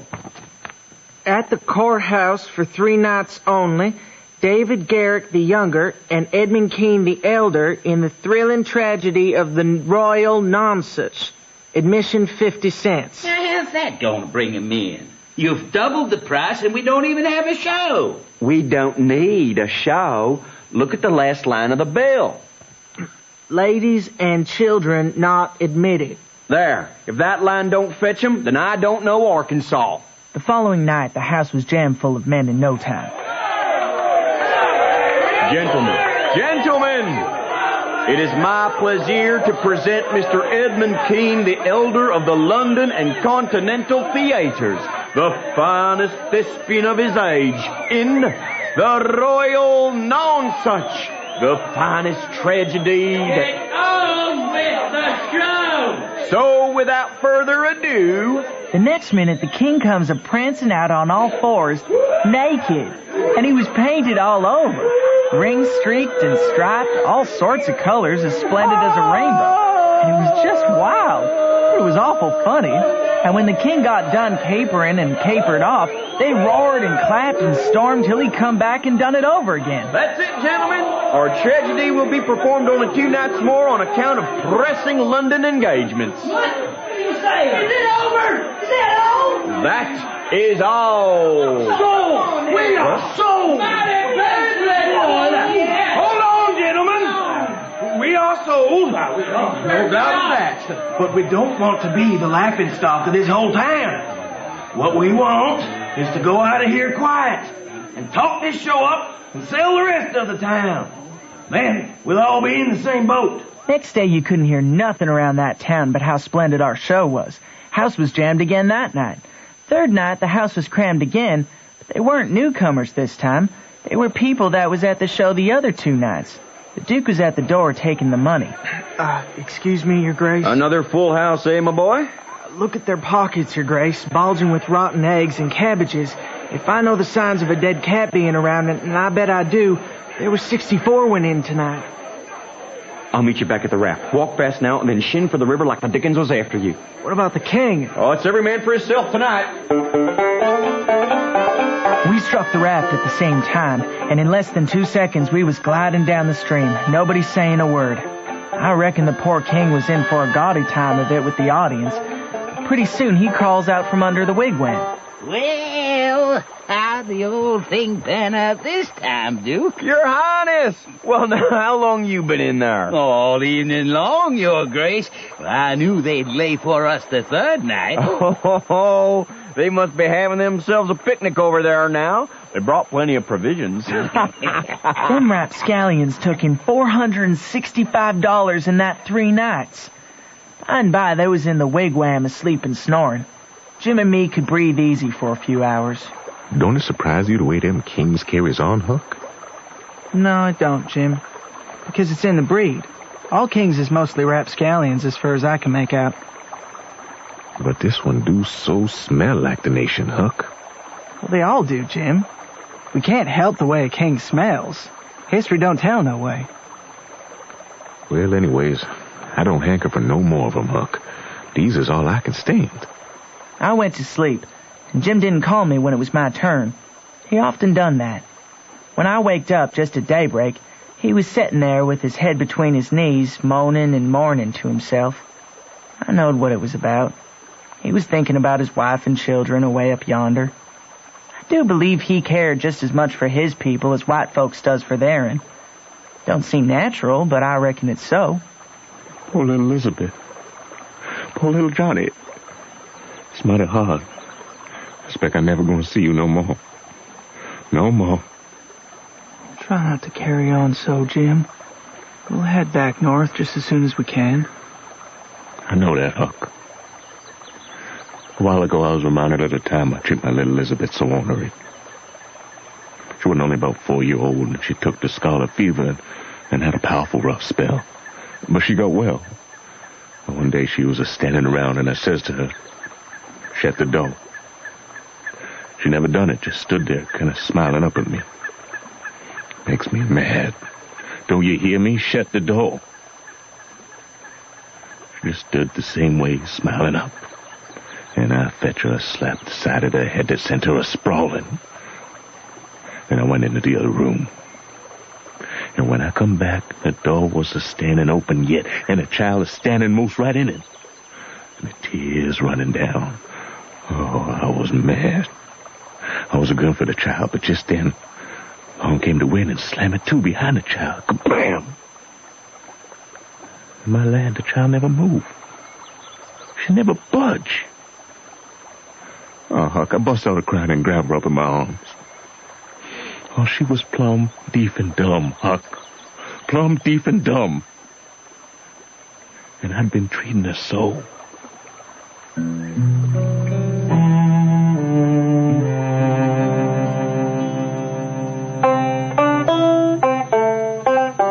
Next morning, the Duke, he reckoned he'd lay off and work his brains an hour or two in the village over the water.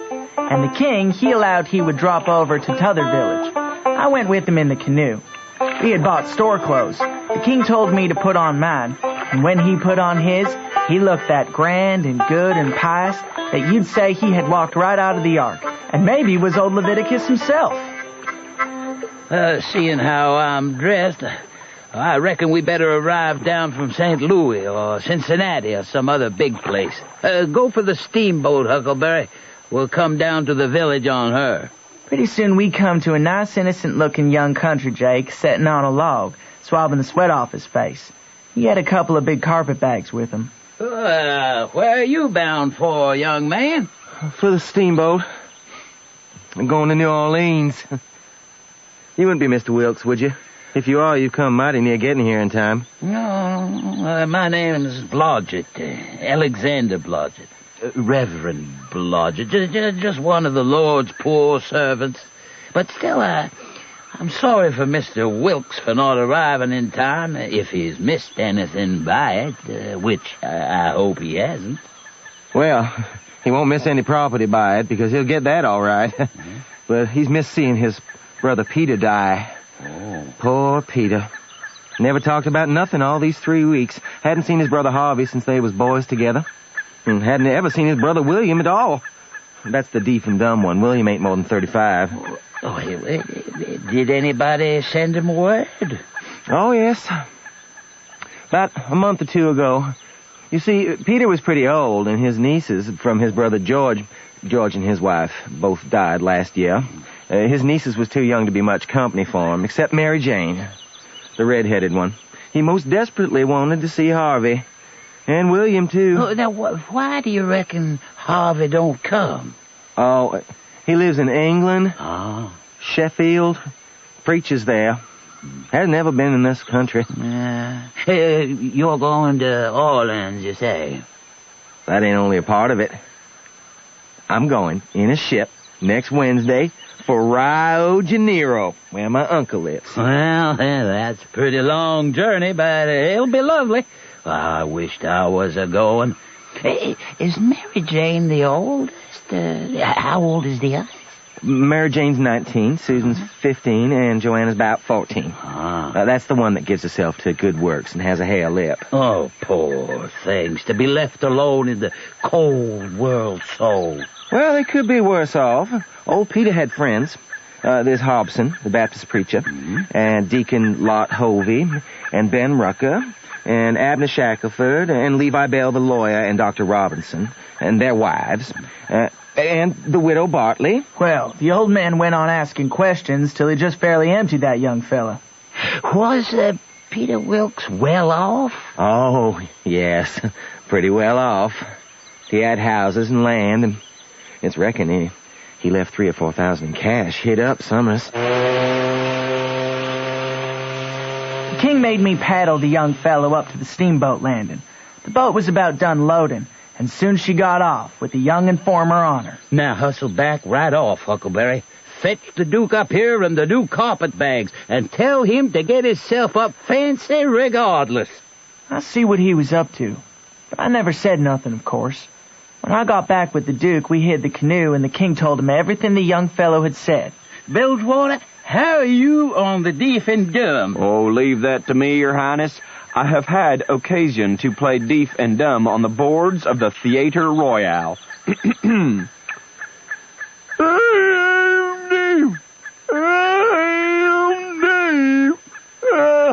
About the middle of the afternoon, we managed to hail a steamboat to take us 5 miles down to the village. About 24 men flocked down when they saw us. Excuse me, my good men. Can any of you tell me where Mr. Peter Wilkes lives? Oh, I'm sorry, sir, but the best we can do is tell you where he did live yesterday evening. Alas, alas, our poor brother gone, and we never got to see him. Oh, it's too hard.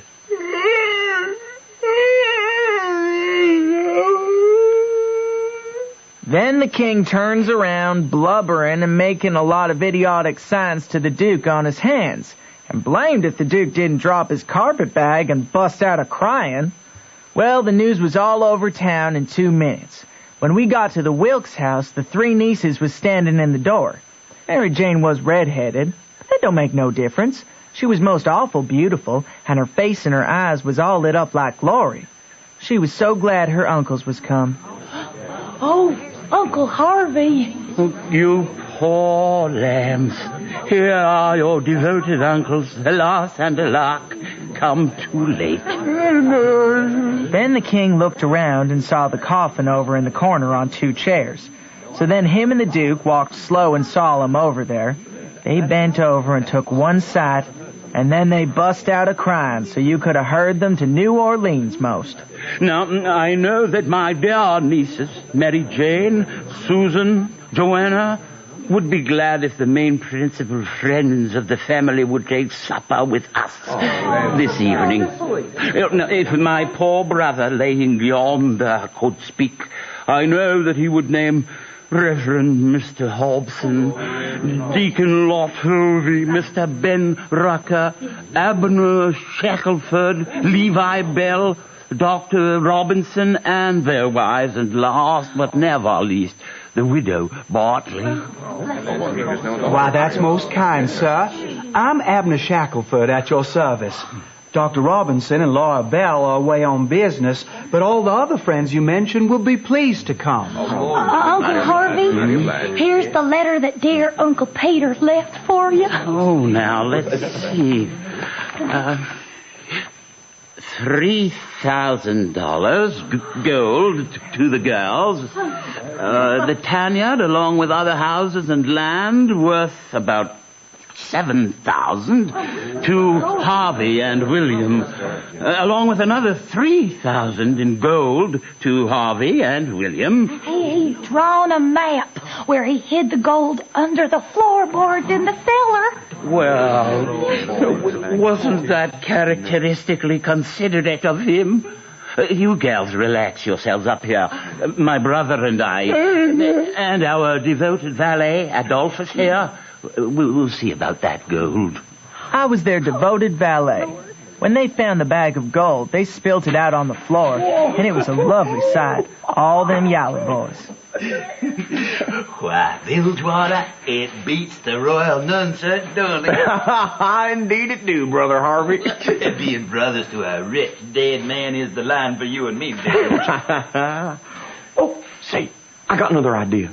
Let's go upstairs and count this money and then take it and give it all to the girls. Good land, Duke, that is the most dazzling idea that ever a man struck. Let him be suspicious of us after that. Oh, this'll lay him out.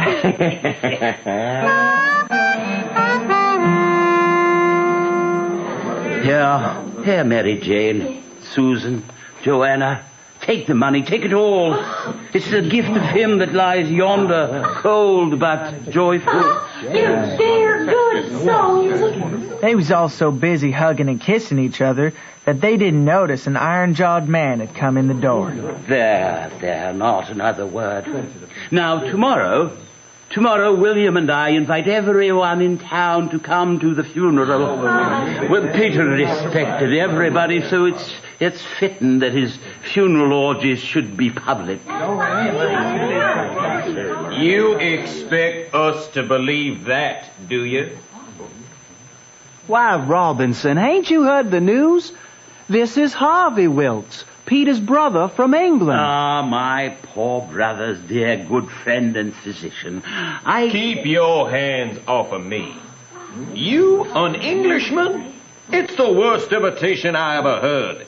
You, Peter Wilkes' brother? You're a fraud, that's what you are. Now, Doctor, he must be Harvey. He knows all about Peter and the girls and all Harvey's friends by name. Why, he even knows the names of our dogs.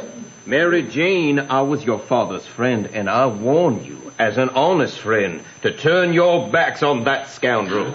He's the thinnest kind of imposter. Turn the rascal out. I beg you to do it. Well, here is my answer. Take this $6,000, Uncle Harvey. Invest it for me and my sisters any way you want to. And don't give us no receipt for it. That night they had a big supper, and all the friends of the family was there except old Dr. Robinson. I stood behind the king and the duke's chairs and waited on them as their valet, Adolphus. When it was all done, me and Joanna, the youngest niece, had supper in the kitchen off of the leavings. Did you ever see the King, Adolphus? Who? William the Fourth. Well, I bet I have. He goes to our church. What? A regular? Yes, regular. I thought the king lived in London. Well, he does. Where would he live? But I thought you lived in Sheffield. I see I was up a stump. I had to let on to get choked with a chicken bone.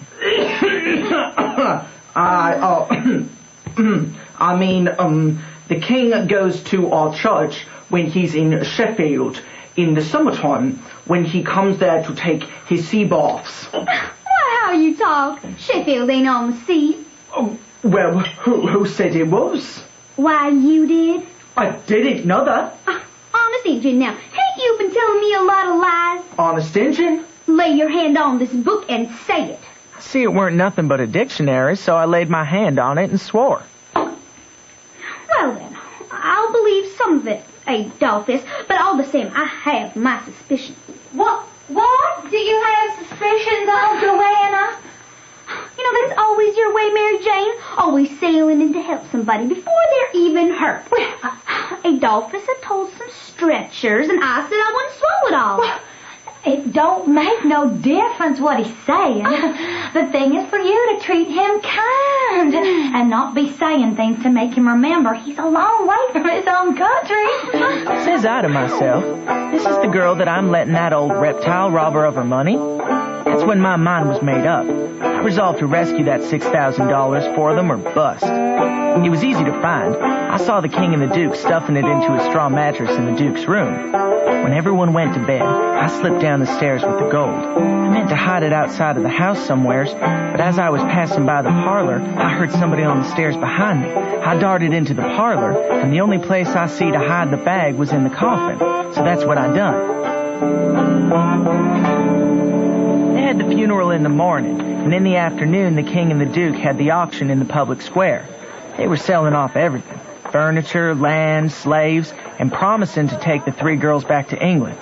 Well, whilst they was at it, a steamboat landed, and in about 2 minutes, Dr. Robinson come up, and with him, a very nice-looking old gentleman, and a nice-looking younger one with his right arm in a sling. And here we've got this lot here. This lot. Well, now. Here is another set of heirs to old Peter Wilkes. You pays your money and you takes your choice. I am Peter Wilkes' brother Harvey, and this is his brother William. We have had misfortunes. My brother has broke his arm, and our baggage got put off at a town above here last night by mistake. In a day or two, when I get the baggage, I can prove it. Broke his arm, did he? Very, very convenient. Lost their baggage. That's mighty good under the circumstances. I think we can settle this without baggage. Is there anybody here who helped to lay out Peter Wilkes for burying? Well, me and Ab Turner done it. Then perhaps this gentleman here who claims to be Harvey Wilkes can tell us what was tattooed on Peter's breast. The king, he whitened a little. He couldn't help it. It was mighty still, with everybody bending a little forwards and gazing at it. Yes, sir. I can tell you what's tattooed on his breast. It's just a small, thin, blue arrow. You've heard what he said. Was there any such mark on Peter Wilkes's breast? We didn't see no such mark. Good. Now, what you did see on his breast was a small dim P and a B, which is an initial which he dropped when he was young, and a W. Come, ain't that what you saw? No, we didn't. We never seen any marks at all. Then someone says they should dig up poor old Peter and have a look. They dragged us to the graveyard, the real Wilkes brothers and the real frauds, and me too. And they was threatening to lynch all 5 of us.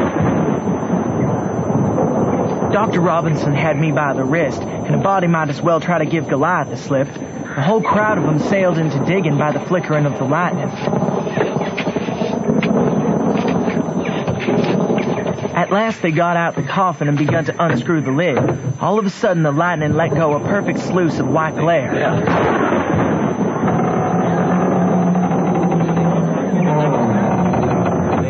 By the living jingo! Here's the bag of gold on the dead man's breast!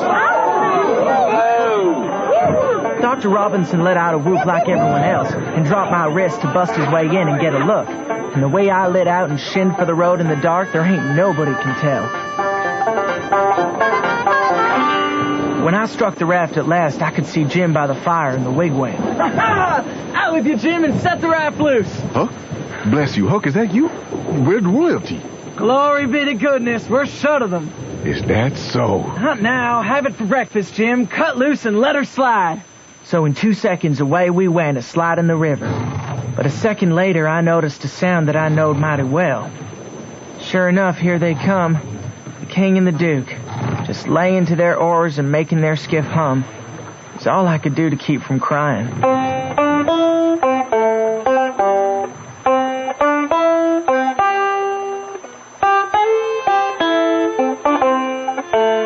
We dasn't stop again at any town for days and days. We was down south in the warm weather now, and a mighty long way from home.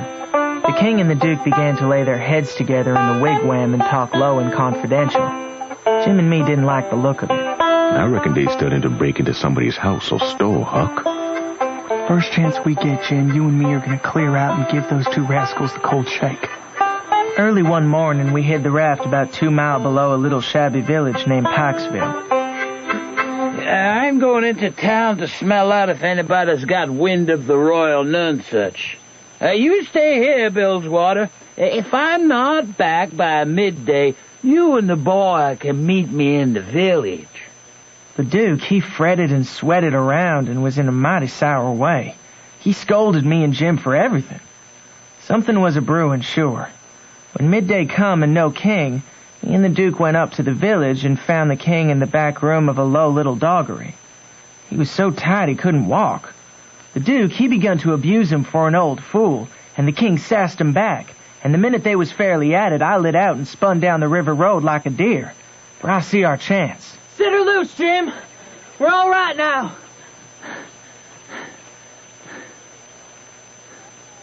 Jim was gone. I sat down and cried. I couldn't help it. But I couldn't sit still long. Pretty soon I went out on the road and I run across a boy walking.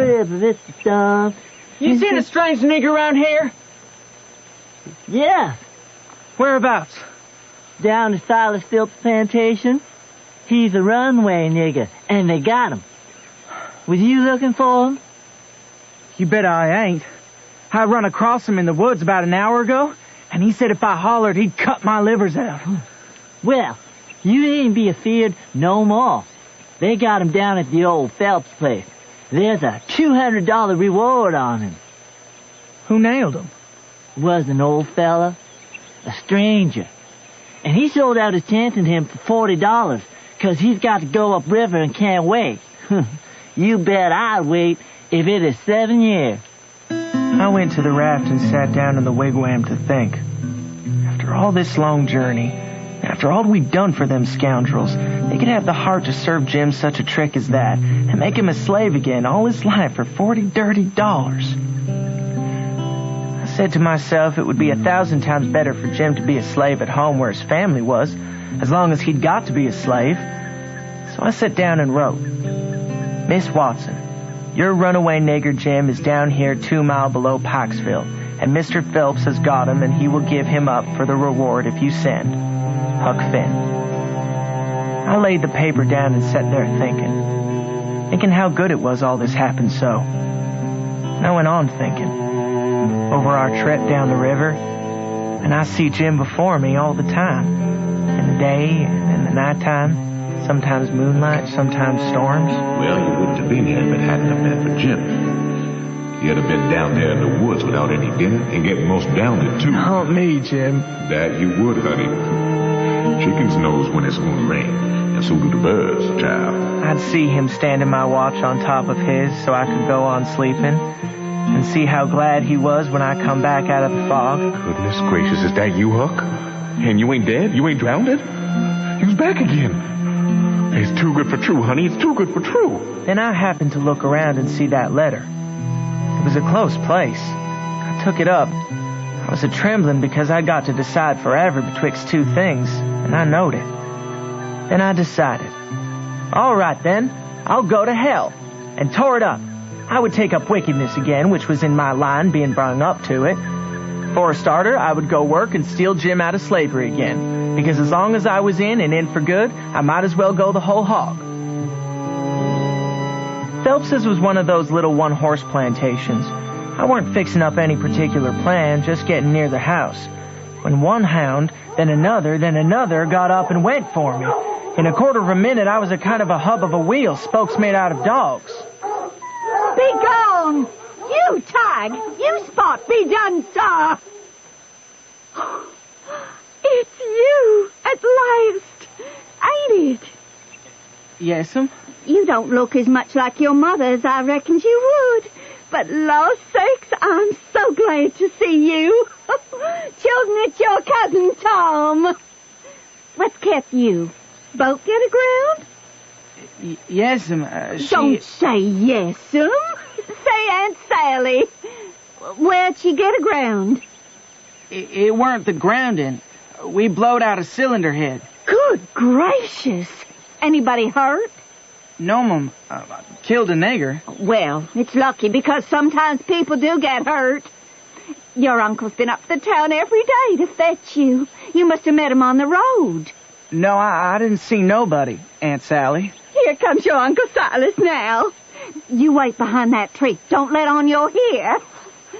Well, Silas, has he come? No, and I must say, it makes me dreadful uneasy. He must have come, and you missed him along the road. Why, Sally, I couldn't miss him. Why, Silas, look yonder. Who's that behind the tree? Why, who is he? Who do you reckon 'tis? I ain't no idea. It's Tom Sawyer. By jinks, I almost slumped to the ground. I was so glad to find out who I was. Being Tom Sawyer was easy and comfortable, and it stayed easy and comfortable till by and by I hear a steamboat coughing along down the river. Suppose it's Tom on that boat, and suppose he steps in here and sings out my name before I can throw him a wink to keep quiet. So I told the folks I would go uptown and fetch down my baggage. I said I could drive the horse myself. I'd rather they wouldn't take no trouble about me. So I started for town in the wagon, and when I was halfway, I see a wagon coming, and sure enough, it was Tom Sawyer. And I stopped and waited till he come along.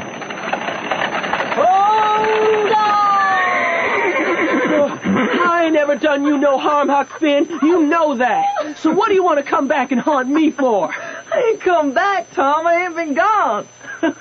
Looky here. Were you ever murdered at all? I weren't ever murdered. I played it on them. Come over here and feel of me if you don't believe it. So he done it, and it satisfied him. He wanted to know all about it because it was a grand adventure and mysterious, so it hit him where he lived. But I said leave it alone till by and by and explained about me being mistook for Tom Sawyer. Well, Tom, he loved that. It was just his kind of thing. Aunt Sally and Uncle Silas have never seen me, so I'll say I'm Tom's brother Sid. They ain't never seen Sid neither. They weren't expecting Sid. No matter.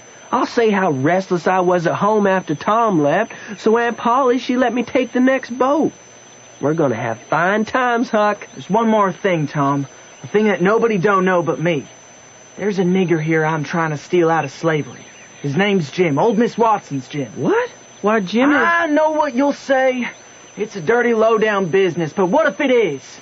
I'm low down, and I'm gonna steal him, and I want you to keep mum and not let on. I'll help you steal him.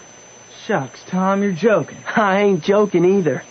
You and me will engineer the greatest escape of a runaway slave there ever was. Tom and me carried it off first rate, pretending to be brothers. We was on the lookout all the afternoon, but nobody happened to say nothing about any runaway slave. We was afraid to try to work up to it. But at supper that night, one of the little boys asked Uncle Silas if we could all go to the Royal Nunsuch show up in town. No, I reckon there ain't gonna be any. The runaway nigger told Burton and me all about that scandalous show, and Burton said he would tell the authorities. So, I reckon they've drove the audacious loafers out of town by now. Right after supper, Tom and me clumb out of the window and down the lightning rod and shoved for the town. But we arrived too late to give the king and the duke a hint of what was brewing. Here comes a raging rush of people with torches, and as they went by, I see they had the king and the duke astraddle of a rail. That is, I knowed it was them, though they was all over tar and feathers and didn't look nothing in the world that was human. There ain't nothing we can do for 'em now, Huck. They was regular rascals, Tom. It makes me sick to see them treated so. Me too. Come on. I think I know where we can find Jim.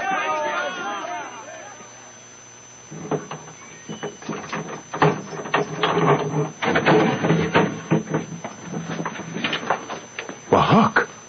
And good land. Ain't that Mr. Tom? Quiet, Jim. Don't ever let on to know us. And if you hear any noises going on nights, it's us, me and Tom. We're going to set you free. I don't like it, Huck. What do you mean, Tom? This window hole's big enough for Jim to get through if we wrench off the board. Blame it. The whole thing is just as easy as can be. There ain't no watchman to be drugged. Oh, now, there ought to be watchmen. There ain't any battlements or a moat in front of the cabin, and there's Jim chained by one leg to the leg of his bed. Well, all you gotta do is lift up the bedstead and slip off the chain. That was Tom Sawyer all over. He was a stickler for style. The next few weeks, me and him wore ourselves out executing the escape according to the best authorities. But we went too far with anonymous warnings. Don't betray me. There is a desperate gang of cutthroats from over in Indian territory going to steal your runaway nigger tonight. I am one of the gang, but have got religion and wish to lead an honest life. Signed, Unknown Friend. You sure this is a good idea, Tom? The family's nervous enough with the skull and crossbones you stuck up yesterday. We have to give them fair warning, Huck. It's the honorable way. Well, the following night, I opened the door to the sitting room, and there was 15 farmers, and every one of them had a gun. I was upstairs in a second and down the lightning rod in another one. Tom, we gotta jump for it. The house is full of men yonder with guns. No. Is that so? Ain't it bully? Hurry. Where's Jim? I was right behind you, Huck. We slipped down stealthy toward the fence in engine file and got to it all right, and me and Jim over it. But Tom's britches catched fast on the splinter on the top rail, and when he pulled loose, he made a noise. Who's that? Answer, or I'll shoot! We didn't answer. We just unfurled our heels and shoved. Here they are! They broke for the river! After 'em, boys! So here they come, full tilt. But when they let loose the dogs, they was our dogs. And when they see it weren't nobody but us, they just said howdy and tore straight ahead. We struck through the bush to where my canoe was tied and hopped in and pulled for dear life. Then we struck out easy and comfortable for the island where my raft was. Now, old Jim, here's the raft. You're a free man again. And I bet you won't ever be a slave no more. And a mighty good job it was, too, Huck. We was all as glad as could be. But Tom was the gladdest of all because he had a bullet in the calf of his leg. It was hurting him considerable and bleeding. Don't stop now. And the evasion booming along so handsome. Man the sweeps and set the raft loose. No, sir. I don't budge a step out of this place without a doctor to see to Tom. So I set out in the canoe, and Jim was to hide in the woods when he see the doctor coming. Doctor was a nice, kind-looking old man when I got him up. I told him me and my brother was over on Spanish Island hunting, and he must have kicked his gun in his dreams, for it went off and shot him in the leg. He reckoned my canoe was big enough for only one, so he told me to go on home and get them ready for my brother. The next morning, the doctor and some men brought in Tom, who was kind of delirious on a mattress, and Jim with his hands tied behind him.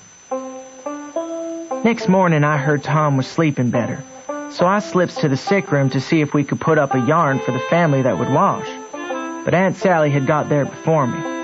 We sat there till Tom opened his eyes very natural. Hello? Well, I'm at home. How's that? Where's the raft? It's all right. And Jim? The same. Oh, good. Splendid. Did you tell Auntie? About what, Sid? Why, about the way the whole thing was done. What whole thing? How we set the runaway nigger free, me and Tom. Good land. What is the child talking about? Oh, dear, he's out of his head again. No, I ain't out of my head. We did set him free, and we done it elegant, too. We had to steal candles and the sheet, and the shirt, and spoons, and tin plates, and flour, and just no end of things. And we got our canoe, and we made for the raft, and all was safe. And Jim was a free man, and we done it all by ourselves. Mercy sakes. Well, you get all the enjoyment you can out of it now, for if I catch you meddling with him again... Meddling with who? Why, the runaway nigger, of course. Tom, didn't you tell me he was all right? Hasn't he gotten away? Indeed he hasn't. They've got him back in the cabin, safe and sound on bread and water, and loaded down with chains till he's claimed his soul. Oh, they ain't no right to shut him up. Turn him loose. What? He ain't no slave. He's just as free as any creature that walked on this earth. What does the child mean? I mean every word I say, Aunt Sally. I've known him all my life, and so is Tom there. Old Miss Watson died 2 months ago, and she was ashamed she was ever going to sell Jim down the river, and said so. And she set him free in her will. Then what on earth did you want to set him free for, seeing as he was already free? Well, that is a question, I must say, and just like women. Why, I wanted the adventure of it. We had Jim out of the chains in no time, and when Aunt Sally and Uncle Silas found out how good he helped the doctor nurse Tom, they made a heap of fuss over him. There now, Huck. What'd I tell you up there on Jackson Island? I told you I'd been rich once, and I was going to be rich again. And it's come true. Know what we should do? One of these nights we should slide out of here and go for howling adventures amongst the Injuns over in the territory. Suits me, but I ain't got no money now, Tom. It's likely Pap's got it all away from Judge Thatcher by now and drunk it up. No, he ain't. It's all there yet, $6,000 or more. Your pap ain't a-coming back no more, Huck. What do you mean, Jim? Remember the house that was floating down the river? And there was a man in there, covered up, and I went in and uncovered him and didn't let you come in? Well, that man was your pap.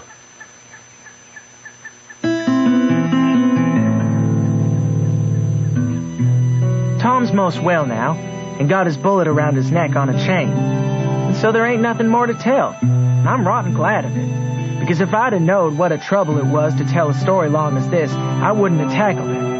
But I reckon I got a lot out for the territory ahead of the rest.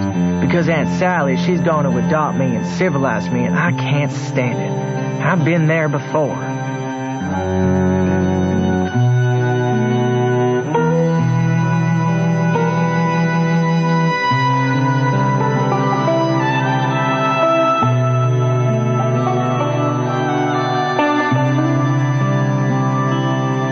You've been listening to Adventures of Huckleberry Finn, adapted for radio by Marcy Cann. In the cast, Huckleberry Finn was played by Christopher Jacot, Jim was Martin Roach, the King was played by Dennis O'Connor, and the Duke was James Key. Mark Twain and Harvey Wilkes were played by Mark Cavan. Colonel Sherburne was Michael Copeman, Country Jake and Town Judge were Jim Jones. Abner and Boggs were played by Michael Caruana, Aunt Sally was Elva Mae Hoover, and Tom Sawyer was Peter Oldring. Also in the cast, Herbie Barnes, Tara Samuel, Pierre Bro, Aniko Bonsawin, Glenn Bang, and Sandy Webster. The music was composed by John Roby, who also played the banjo. The script editor was Dave Carley, The casting director was Julia Tate. Recording engineer was Greg DeClute. Sound effects were by Wayne Richards. Associate producers were Michelle Parise for the CBC and Eugene Murphy for the BBC. Toronto producers were Greg DeClute and Linda Grierson. Adventures of Huckleberry Finn was directed in Toronto by BBC director Ned Chaillet. Executive producer in Canada was Damiano Pietropaolo. For Sunday Showcase, I'm Damiano Pietropaolo. Stay with us now for Katie Malloch and Jazz Beat on CBC Radio 1. Good night. Thank you for joining us tonight. We hope that you enjoy the programming, and we will continue to provide the wide variety of the shows from the golden age of radio. As always, sleep tight.